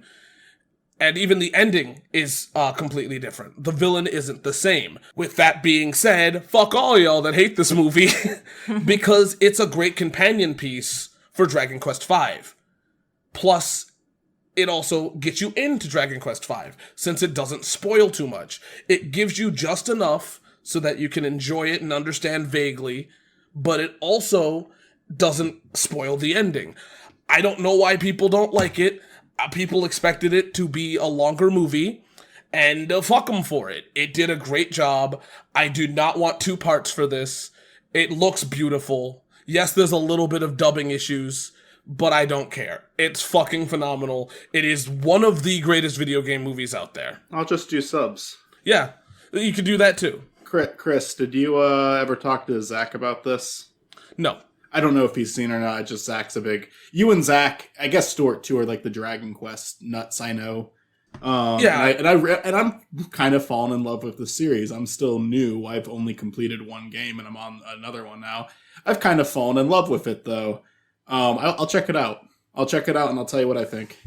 it's just when people like defend some of the shittier movies, and then a lot of the Dragon Quest fans look at the one that is phenomenal and go, "Yeah, this one's not good." What the fuck? It's great. It's just they can't do everything. You can't do everything. This one has open-endedness to it, actually. You can marry whoever you really want. Like, you can marry a set of people. Of course they're not going to put that in the movie. You know what I mean? Yeah. So, like... They need to make it an interactive movie. Yeah, it needs to be interactive, I guess. I don't know. I loved it. I honestly thought that's what it was at first, because I saw it on Netflix, and I know Netflix has done interactive stuff before. They've done and good interactive stuff, too. I mean, to be fair, genuinely here thought it was going to be an interactive one. To be fair, here it is called Your Story, so it is a Yeah. little bit, But if there's a reason for that, check out the movie. Valid. You saw it, Olivia. I expected you to. Yeah, no, the movie, it's a beautiful movie, honestly. It definitely it actually got me to play Dragon Quest V. It's really incredible. The ending, yeah, it's a little weird, but I wouldn't say that that's enough of a reason to be like, oh, this movie is awful, you know? The ending is a little preachy, but at the same time, I also don't care. Yeah. It's like for having like almost 2 hours of pure entertainment and then to like kind of drop the ball a little bit at the end, that's whatever, you know? Even though it has a feel-good ending. Yeah, You're next. exactly. Unless, I don't think anyone has anything to say about this one, so. I'm good. Okay. So, I'm not even gonna beat around the bush here. The movie I picked for my number one is Suicide Squad from 2013. Oh, that's a hot take. I'm interested. Go on. For Suicide Squad 2013, from Was a it comic book. 2013? I thought it was. I That might was be more wrong. I recent might than be that. wrong. Wait. Maybe Is it there more is. than because I think it was 2016. There's but- two. Yeah, 26. No, there's It was two. 2016. You're right. It was 2016. I'm just Okay. definitely remembering it wrong. But for Suicide Squad, that first go around, this was actually, from a comic standpoint, actually not a bad representation of the Suicide Squad. It was not great, but it was drawing from a specific comic book, which it was very faithful to. The characters were actually, I think, in my opinion, represented very well. It's like I honestly, the only real issues I would argue were the fact that the movie was rated PG-13 when it definitely should have been shooting for an R rating. And then the fact that they did not give the movie enough time to kind of develop, that it was a little overcrowded, in my opinion. So, what you're saying is that, due to it being accurate to the comic just sucks. No, yeah, the comic is just whatever. The comic, because here's the thing. I can't lie to you. I did not care for that run on Suicide Squad in particular. However, I was impressed with the way the movie came out. Enough that I did try to go back and check out the book again. But it's just like the acting and I gotta say, upon first glance, I hated the grungy aesthetic that they went with for it. But it kind of grew on me. The only thing I will not ever back down on is I still think Joker's cringy face tattoos were still a mistake. And Harley Quinn's design, I get what they were trying to do or what they were pulling from, but that was a mistake in the first place as well. I did not hate David Ayer's Suicide Squad. Yeah, I didn't hate it either. It feels incomplete. It feels like you can tell watching it oh yeah, there were production issues on this. They rushed this movie. And I feel like if they had slowed down and taken their time and actually tried to make a movie, they just kind of threw out what they had. If they had sat down and said, this is our end point, we're gonna make it to this end point, I think you'd have had a much better movie. Yeah, my general feelings are Could have been better, but didn't suck. Solid C. Could have been better, but didn't suck. That being said, the James Gunn Suicide Squad, the Suicide Squad, does everything that Suicide Squad did, but better. Yeah. No, I agree. I feel like the thing about it is that I would have liked to see the rated R cut of the original one. Because apparently there was supposed to be one. There was supposed to be, from what I had heard, but I don't know if it's true. And it makes sense that DC would not want to have that at the time. I would be interested to see an alternate cut of the of Suicide Squad. Yeah. Just because the editing in that movie is so awkward. It's like, clearly there's stuff missing here. So, For sure. I want to like see what was cut. Well, because, see, I wanted to see... Yeah, exactly. Because I feel like...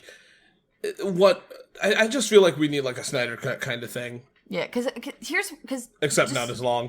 Just drawing back on, like, what I had heard around the time that this movie was going on. Because I was, for whatever reason, I was actually compelled to follow its production a little bit, which is very weird for me. But It was an insane production. Well, yeah, I think the biggest thing was, I think partway through they had to rewrite part of it because of I think there was some budget problems, and then also DC didn't want it to be rated R. So they had to rewrite some stuff, and then they had to re-edit a bunch of stuff. The whole fight in the office building was totally different. Like, if you go back, I think there are some trailers where you see some of the same clips, but there are actual humans they're fighting. Sometimes a movie can go through such bad production hell that it's a miracle that it even came out in the first place. Oh, yeah. And then I think like couple that with the intense personalities on set, because we had a lot of method actors who were present, so it was a really stressful production from what I had heard. And then just DC, all the pressure from DC for this movie to do well. I just think that was a little too much for the production to handle. Suicide Squad is almost the opposite of, like, a movie that has gone through so much production hell it's a miracle it came out. Because Suicide Squad, it's like, we don't care if you're finished or not, it's going out. Yeah. Basically, yeah, they were lucky, like, everybody's wearing pants or some shit. Everyone's wearing pants in the production.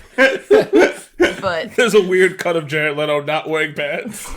that's the last I mean, human that- want to see without pants. to be fair- I'm sorry. That would kind of be befitting, you know? Just one day the no, Joker just decided not to wear pants. I think if any of those characters lost their pants, it would be an improvement on the movie. Yeah. Yeah. Honestly, it's like, but yeah, it's like, honestly, I appreciate how hard some of the actors went, and I really, Oh, and I love Margot Robbie as Harley Quinn. Like, Oh, oh yeah. yeah, she's she brilliant does a for it. fucking amazing job. It's like, yes, you did my favorite character so good and so right. You did right by her. Oh yeah, it's like, and then we got like Viola Davis just killing it as Amanda Waller. We got Yeah, oh, yeah. we got Cara Delevingne going way too hard as the Enchantress, who had no business being the villain. You described this to me as it was like Maleficent in Kingdom Hearts, where she's not the villain, but my god, she thinks she is. Oh yeah, no, that's exactly what it was. Because Enchantress had no business being the bad guy, but goddamn, like, you know, she was going for it, so credit there, you know. I am gonna complain about one thing I really hated at the end of the movie. Like, they've defeated Enchantress, and earlier in the movie, Flag had, like, smashed his controller for the bombs, and they sort of implied that turned off the bombs, but then Amanda Waller shows up with her controller, and she threatens to blow them up, and it's like, okay, well, maybe the bombs still work, but we know Harley's is deactivated. Hers got deactivated, like, partway through the movie. You can't kill Harley, and Harley is the one who's gonna act up the most, and she doesn't even try to stop Waller. She doesn't even, like, there's no threat on Waller's life, and it's like, you should be blowing this woman's brains out right now. Which is what I wanted to happen, because, God, fuck Amanda Waller. Fair. I'm like, blow her brains out! Blow her brain... Like, at the very Take the least, shot. you should have, like, Harley pulling a gun, and then Will Smith like, "Oh no, Harley, we're not like that anymore," and it'd I be know we're a Suicide out. Squad, but we're not a Suicide Squad. You know what I'm saying? It'd be a cop out, but it like at least it would be something. At least they addressed it. It's like, why is Harley not trying to kill her right now? If we're gonna talk about That's complaints, there is one thing I will say that I complain about in superhero movies, is that this is one of those movies that suffers from characters have masks, and yet they're not gonna fucking wear them. Mainly Deadshot. Wear your Fucking- masks, people. No, I'm. We God paid damn it. good money for Will Smith. We are gonna show Will Smith. I mean, I get it, yeah, but like they did that in the Amazing Spider-Man movies, where like Peter Parker just shouldn't even bother wearing a mask anymore. I feel like, ironically, this movie was part of the twilight of that era. I feel like, okay, sorry, I mean, like, I feel like this movie was part of when people started criticizing that more. I have not heard anybody bring that up. I feel like I've noticed, I feel like now superheroes are wearing their masks a little bit more than they used to. Not much, but a little bit. So I'm kind of sitting there like going like, okay, maybe. I mean, it's not as bad as Batman Forever, where he just like tears off his mask in front of Selena. No, This wasn't Returns. Selena. Returns. Oh, yeah. Yeah, it was. Yeah, No, yeah, sorry. Remember there no, on the you were movie talking. ending? Well, you said Batman Forever. I said the wrong movie. Yeah, Yeah, that's but why he I just was like confused. rips off the mask, and I'm like, why? My brain through this Mistletoe. entire mask conversation is like, how can I make this about Miraculous Ladybug? Anyway. Masks. Shout out to the original Sylvester Stallone as Judge Dredd. Yo. Okay, to be fair here though, he is the law, so. That movie's fun. It's not. Oh, good, I love but it's that fun. movie. You know what? I love that movie, and I will honestly be fine if Dredd canonically was Sylvester Stallone. I haven't seen Judge Dredd. That would be good. Now the 2012 Dredd, good movie. No, yeah. Oh, yeah. Oh, yeah. I love that movie. Don't know why there still isn't a sequel to it. Who knows? Michael, finish this off. Yes. That's your final pick. All right, guys. So I got a very special number one for you. Definitely the most controversial thing I'm going to say this episode. Michael, if it's Cool Cat Saves the Kid. No, I it's the swear to Lion God. King remake. It's Shark Tale. Obviously, it's Shark Tale. You're putting you guys are putting like a 10 out of 10 with Cool Cat next to a 1 out of 10 with Lion King, and they both have cats. Granted, mine has a cat too. Oh my god. And this is far from the first time I've talked about it, and I gotta give a shout out to my sister Melanie for showing me the light with this movie. I think Cat in the Hat is a fun movie. You're not Yeah. wrong. Yeah, It is bad. It is bad in terms of being an adaptation, and it is bad in terms of the makeup department. Not that I think doing the makeup on this was easy. I think they tried their fucking best, and it was just too hard to pull off. It should have been animated. But it's like, the makeup is so uncanny. These are things that me, Matt, and Mitzy have talked about so many times. The makeup is as uncanny as hell.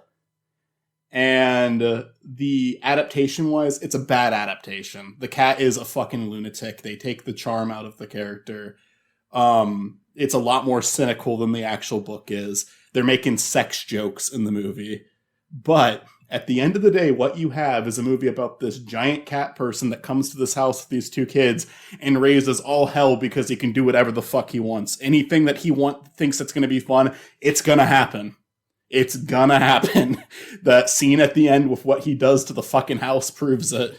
Because at the end he admits he planned on all of it happen, and it was all part of his plan. So you have actually the Cat in the Hat in the book is a charming children's character. The Cat in the Hat in the movie is evil. He is pure evil, and it is so much fun to watch. It is such a big miscommunication between the source material and what a movie should be that it is just a fucking blast to watch. And to give the movie some credit, I don't think it's all unintentional.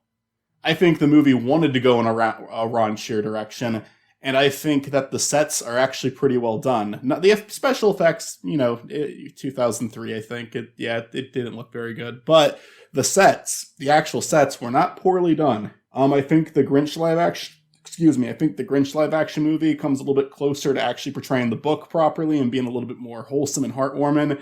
Well, the Cat in the Hat doesn't act like the character he's supposed to be until the final scene of the movie where he's cleaning up the house. And I love it. It cracks me up. I think it is a hilarious movie. And I think some of it is unintentional and some of it is very intentional. I will shut up now. You guys, please let me know what you think. I have said before, if this were not a Cat in the Hat adaptation, if this were like Mike Myers as like Mary Poppins parody, you know, if this was supposed to be like to Mary Poppins what Austin Powers was to James Bond, like, people would not hate this movie as much, right? It's a bad adaptation of the source material, but it is a good movie on its own. Not a good movie necessarily, but like an enjoyable movie on its own. I just wanted to say that literally the first time I watched this movie as a kid, I could not stop laughing. Same. I was laughing the entire way through. I did not think that was possible to do for like an hour and a half. But yeah, it's a funny movie.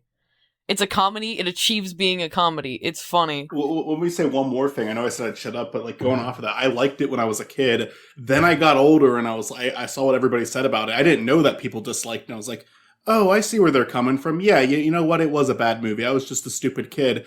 And then I watched it again and I was like, this movie's funny. Fuck off.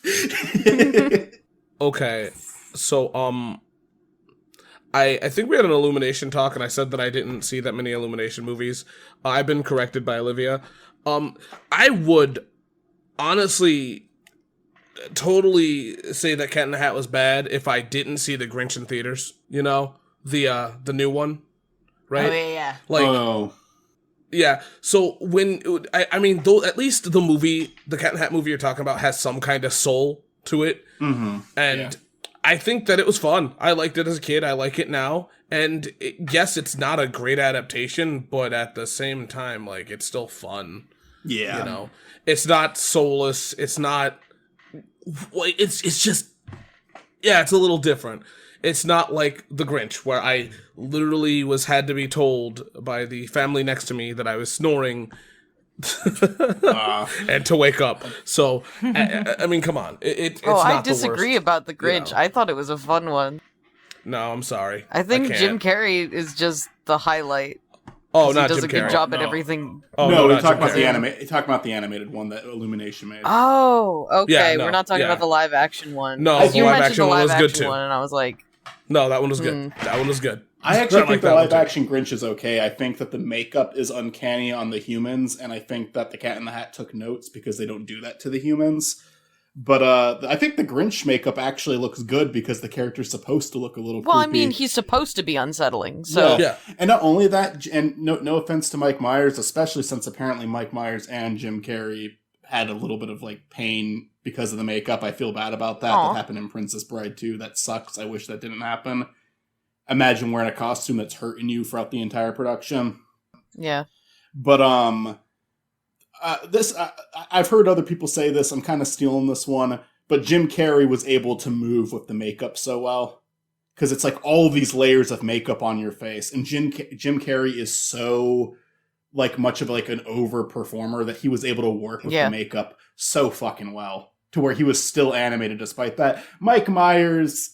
Not really. I think if Jim Carrey was playing the Cat in the Hat, the makeup wouldn't be as bad. But Well, it's that like, would be a way different That would be movie. so it's like, oh my god. yeah. I feel like it would be just as chaotic. yeah. But a Oh, it would be completely just as different chaotic. kind of Just, chaotic. yeah. The makeup in the Grinch, I think, works on the Grinch.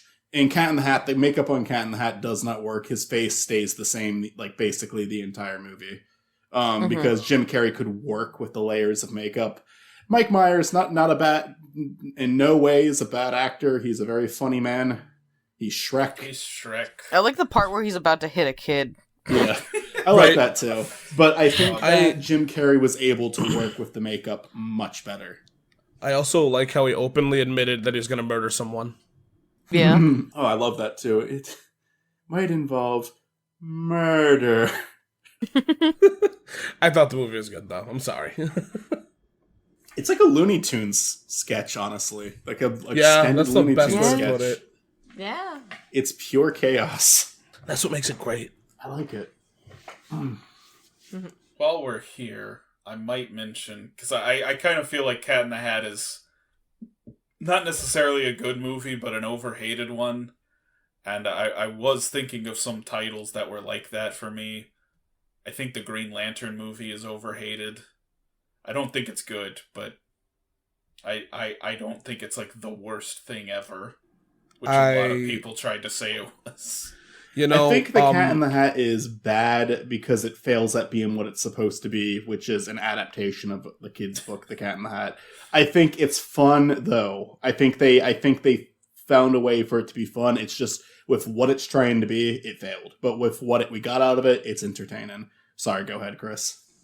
I feel like with Green Lantern, as once again a person that kind of deals with comic books a little bit, I can see exactly why it was. I'm not gonna say I think Ryan Reynolds was a good choice. I just feel like it's not 100% the movie's fault. What I want to say, they tried. They really did try. But like coming from a person that loves Green Lantern, yeah, I can. Yeah, no, it's just no. I'm gonna be honest. I was confused as hell when I saw the trailer for the Green Lantern at first. I've never seen it, but I was confused as hell as a kid because I was like, "Isn't Green Lantern supposed to be black?" Like that was my first thought. Well, I was like, "You're not wrong." Hold on. So there's like 8 Green Lanterns. Yeah. See, I wasn't aware of that. So let me get nerdy here because Olivia's falling asleep. Hey. The one that I'm surprised Olivia didn't jump on this one. The one that you're referencing is Jon Stewart, the one from Justice League. The one that actually because I had still... only seen Green Lantern in Justice League. I like Justice League. And he's one of the most popular Green Lanterns. Well, yeah, especially because Hal Jordan, the one that they used for the DC, the Green Lantern movie, hadn't been active as Green Lantern for a long time. There was a big chunk where he was missing for multiple years and then came back. He went crazy. Because he went fucking nuts. But that's a whole other thing. Watch out of Ink. We'll get to it eventually. But yeah, so in the meantime, it would have made better sense to make Ryan Reynolds' character black. We're gonna. Well, no. We are not pulling a Robert Downey Jr. No. That would have been great, dude. I was just gonna say it would have made better sense to make him Guy Gardner. Okay, yeah, all right. Maybe Kyle. Maybe what's his name?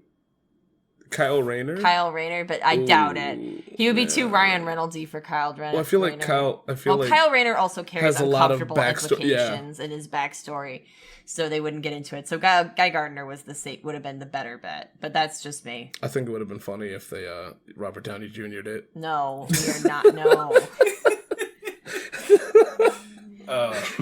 I don't hate that movie, but I'm not going to argue it's good, but I'm like, this is not even like top 20 worst comic book movies. No, absolutely not. Yeah, no. Oh man, this is so fantastic. Wait, say that again. All right. What's Matt's number one? Are we trying to, was that a Fantastic Four joke? Yeah, all right, am I finishing off my list here? Yep. I want to talk about the 2010 movie Rubber.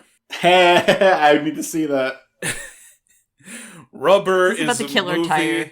Yes, it's a movie about a tire that comes to life and kills people with psychokinetic powers. Can I cut you off for a second? Yes. How do you dislike a movie like that? Yeah, I'm confused too. I thought that movie was considered a cult classic. Like, I thought people loved that movie. So when you said misunderstood, I moved this to the top of my list immediately, because I don't think... I feel like this movie is very widely misunderstood. Maybe mostly by people who just haven't seen it. There's a lot of people who point and laugh and then don't actually watch the movie. And it's like, okay, you clearly don't get the movie because you didn't watch it. But I do feel like there's people who watch the movie and still don't get it. Oh no, I understand with the misunderstood thing. It can easily be misunderstood. I'm just sitting here going, how would you look at this movie and go, I don't know. I don't get it.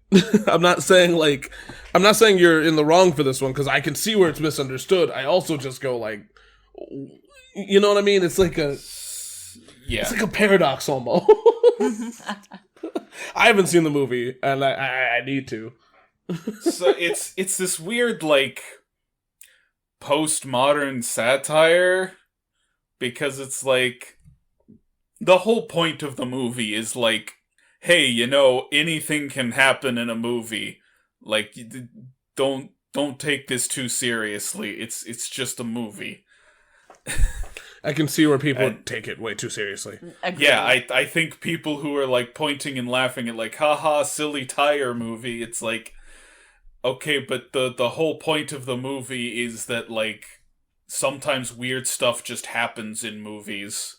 Like, because throughout the movie there is an audience on a hill watching the movie happen through binoculars, and characters characters in the movie attempt to murder the audience so that they can stop doing the movie. That sounds beautiful. That is meta. a piece of What the fuck? that is beautiful meta commentary, and I love it. Yeah, this is the people not having a sense of a suspension of disbelief taken to the extreme. It's like, ha, it's silly that a tire is alive, and it's like, yes, my dude, yes, it's silly that a tire is alive. They might as well. They might as well be like, hey, did you know in Super Mario Brothers the mushroom makes you big, but in real life that doesn't happen? Yeah. It's funny that your pick actually literally describes the misunderstood angle of this. It really does. No, because we've talked about this on multiple occasions, This has to be the one I save for number one, because I do think it is a misunderstood movie. Well, you know what's annoying with it is, like, with a lot of these movies, I feel like with people misunderstanding, it's like a lot of parody or satire movies. And I haven't seen Rubber, so I can't say for sure this is what it does. But if they try to, like, kind of pay respect to the genre that they're making fun of while also making a parody movie, some people think it's supposed to be serious, because sometimes they're trying to match the tone. Like, Shaun of the Dead is absolutely a zombie movie, a zombie comedy. But it does... it does also try to look like an actual zombie movie. Because there's a lot of really lame comedies that don't care. Like 1,000 Ways to Die in the West does not care to look like a Western at all. Not even a little bit. But but then like Shaun of the Dead, it's a zombie comedy movie, but it tries to look like an actual zombie movie. It's like, is someone going to get confused watching that, whether they're supposed to be laughing or not? Probably not, but I do think that there's instances where it's like, but if something is goofy as hell, maybe it's doing it on purpose. Yeah. I think most of the misunderstanding with Rubber just comes from people who haven't seen it. Makes sense. All right, this is it. All right. Okay.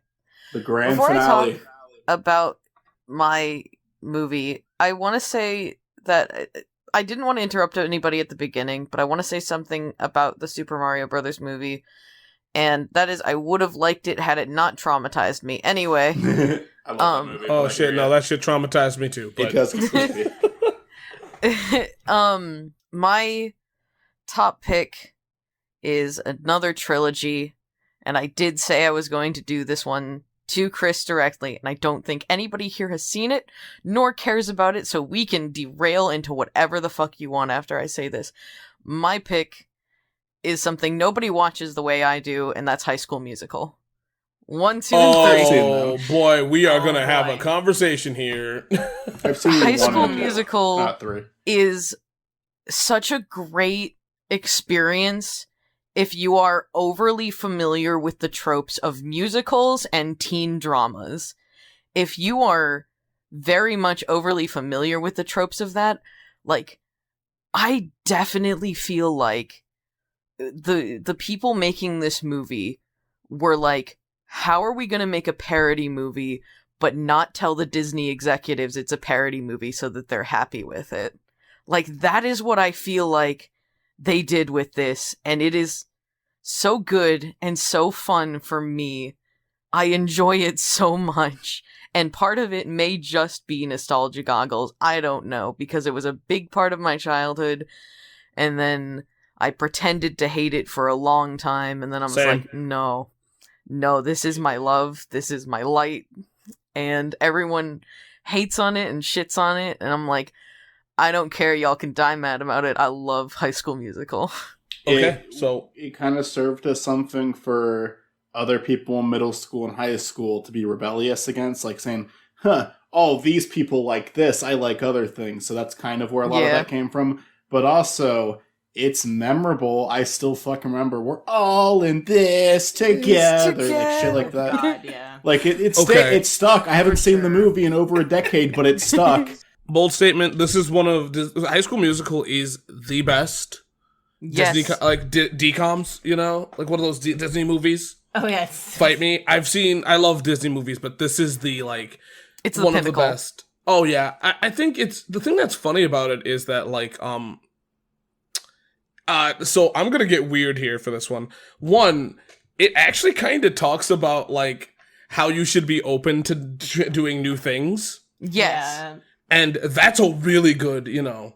It's a good know, message. It's a really good message, especially on the, you know, the more masculine side of it. Right. Because, like, as a guy that was into theater, you got shit for being into musical theater, even musicals and stuff like that. High So School it's really- Musical confronts toxic masculinity in a way I've Oh, seen, yeah. seen Oh, no hell other yeah. media do. And I think the Sure. sets for the first one, like, all of them are great, but I love sets too, because they utilized the country club a lot. Yes. Even though oh there's my God, some High School awkward Musical 2 moments. is a fucking masterpiece. Oh, I love it. And really just High School Musical, I mean, I just really, really enjoyed it. I actually, I didn't think you were going to put a High School Musical here. You said something similar that would, you know. I was like, get ready for me to talk about High School Musical 2. High School Musical, as soon as you fucking brought it up, you were like, yeah. movies that are misunderstood, movies that people hate that you love. I'm like, get ready for me to fucking talk about High School Musical, man. I think it's a really good final topic. The thing that's really funny about High School Musical 3 is that it was in theaters for a little bit, right? I went to see it in theaters all because Me of a too. girl that I really, really had a crush on. She didn't like me back, but No.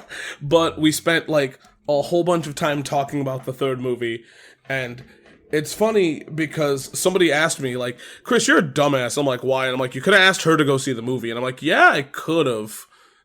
I didn't, but I could have. But no, I absolutely enjoy it. The third one's a really good finale. It's very sweet. Yes, it's The adorable. first one's just great. And the second one, I feel like, is the one that a lot of people do shit on Yeah. because of Troy's, weird betrayal. But Yeah, but it was still fun Yeah. to watch. it's still like- fun. It's, like, the music in High School Musical 2 is absolutely the best out of all Oh three, I yeah, think. oh yeah. But I still love Troy's Soy Boy song in that movie. Oh my God, fucking bet on it.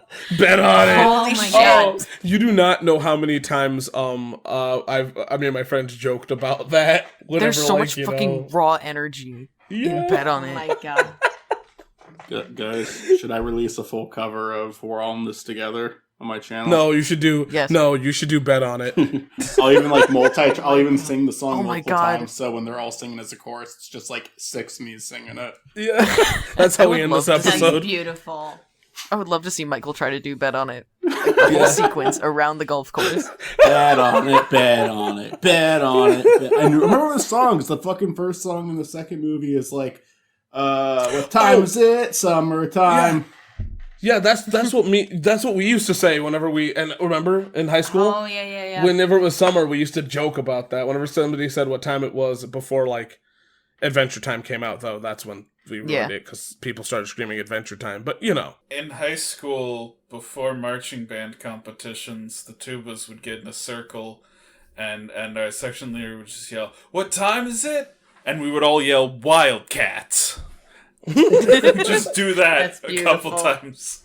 It will probably be like a Grease as time goes on. A Grease or a Sound of Music, where it's just something that heavily impacted a musical that heavily impacted the time it was from? Long ago, I accepted the inevitability that I am someday going to watch the High School Musical movies. But now I'm dating Mitzy, so that's definitely happening. It is inevitable. Because I'm sure when Grease came out, there were plenty of people who were like, oh, this is lame, this is stupid, just like with High School Musical. I think that it's something that will stand the test of time to some degree.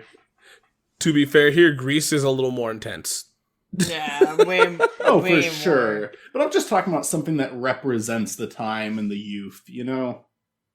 Yeah, it's definitely I'm not saying just, Grease and Sure. High School Musical are on the same page or anything like that. Granted, I can't say that they're not.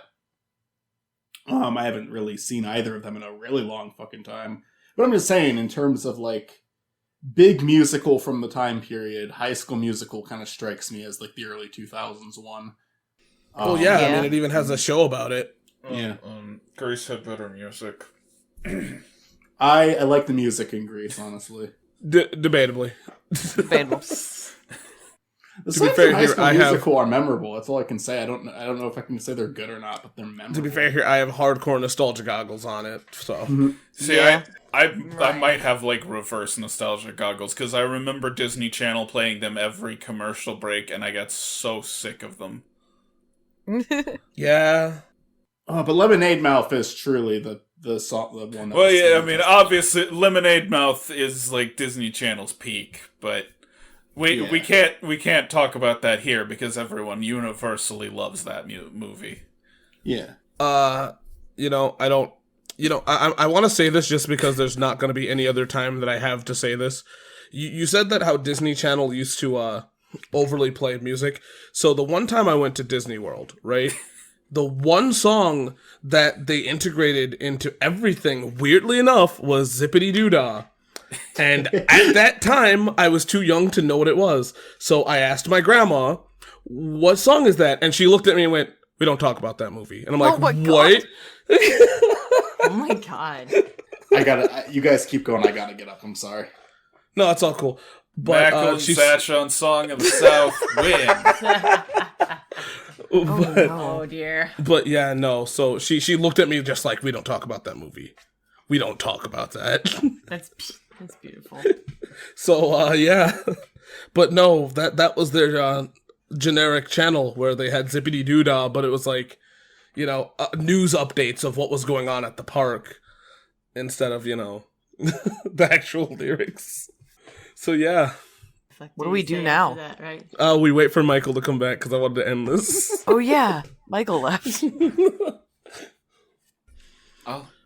I can complain about other music that got played too much during commercial breaks. Oh, sure, let's go Can for I it. just, like, because I remember, like, late middle school, early high school, everyone was bitching about, like, Justin Bieber and One Direction, and I'm like, okay, I've heard one Direction song ever. The band I hated was Big Time Rush, because that shit was in my face every commercial break on Nickelodeon. You have a story about that. Yeah, Matt. Let me tell you a story. I was too old for Big Time Rush when they came out. I had no fucking interest. But my little cousin, who was very small at the time, was obsessed with Big Time Rush. Enough so that this was actually funny. This was the same year I started dating Chris, which was a long fucking time ago for context. So when that, right before, it was at a family function, my little cousin comes up to me and she's like, I wrote a letter to Big Time Rush. And I'm like, oh, you did? And she's like, yeah. And she's like, and I told him I don't remember which one, but she was It was trying the one to, with the helmet. yeah, the one with the helmet. She was trying to set me up with one of the dudes Carlos. from Big Time Rush. And was like, my cousin's like pretty and smart and stuff, and you should date her. And I was just like, you're like 5, Stop trying to marry me adorable. off. Your cousin shipped you with Yeah. one of the members Yeah, my of Big cousin Time shipped Rush. And I looked at her. I'm like, Mia, I have a boyfriend now, and she's like, what? Too Too bad. Yeah. But it was really, but yeah. So Um, that was a good time. I was in a somewhat of a same boat. Not with the letter thing, that's weird. But and adorable. Still adorable, but Yeah, my sister definitely. fucking loved Big Time Rush. Also too old for it. Sister fucking loved it. So the music was on all the time, the show was on all the time, everything. Show legitimately funny. Good It is show. a funny I show. enjoyed It is. Oh, okay. It was done by the same people who did Ned's Declassified. Yeah. No kidding. Yeah, they did the same sound effect thing with it. Give the show a chance. Oh. I'm gonna tell you this right now. Give the show a chance. If you can. If you can find it. I don't know where it is. Where would they find it? I don't know. Somewhere. The only thing the only joke I remember from the show was a joke that they stole from The Simpsons. Oh. Yeah, but to be fair, everybody's stolen at least one thing from The Simpsons. Fair That's enough. true. Simpsons did it. Yeah. So, with that being said, does anything anybody else wants to add to this? I had a good time. Yeah, I had a good time. Same one. Same thing. Same. Yeah, thank you for watching Couch Co-op. Before we go, the people that have YouTube channels and are, doing stuff, do you want to plug yourselves? And oh, that sounded weird. Do you want to promote yourselves? Do you want to promote what the hell you're doing? It's Matt Presents on Because this YouTube. should come out at Yeah. Matt Presents We'll on stop YouTube. talking. And at Matt_presents on Twitter. Okay. That's all I got. I'm Movie Makal. I work on a show with my friend Zach, who will probably make his way to the couch at some point. I'm making a comic with Chris and Olivia. Everyone's kind of involved in all those projects, but there's one that I'm doing specifically with Chris and Olivia. There's one that I'm specifically doing with Mitzy, and then I do a podcast with Matt on his channel called Hall of Victories. Yes. Something that could kind of tie back into this topic. I'm working on a video about the 50 Shades of Grey movies, and I actually think the first one is not nearly as bad as people say that it is. Granted, I think that's mostly just people hopping on the hate train that haven't actually watched the movie. But the first movie is a significant improvement on the first book. So that does tie Yeah, I into was about to say, the topic. book is worse. No, the book is terrible. Don't read the book. Fuck the book. I'm Mitzy, but I'm not gonna tell anybody what my social media is. You have to work to find me if you really want to. That's all fine. That's fair. And Olivia, you have a comic book episode that should be out by this point. Yes. So I have I have my show Out of Ink here on the channel, where I cover comic book stuff and talk about comics, comic reviews, and stuff like that. And I'm going to be dabbling in the world of Elseworlds. So come check that out. Do you want to tell them what you're starting with? Yes, that sounds my- familiar. What's Elseworlds?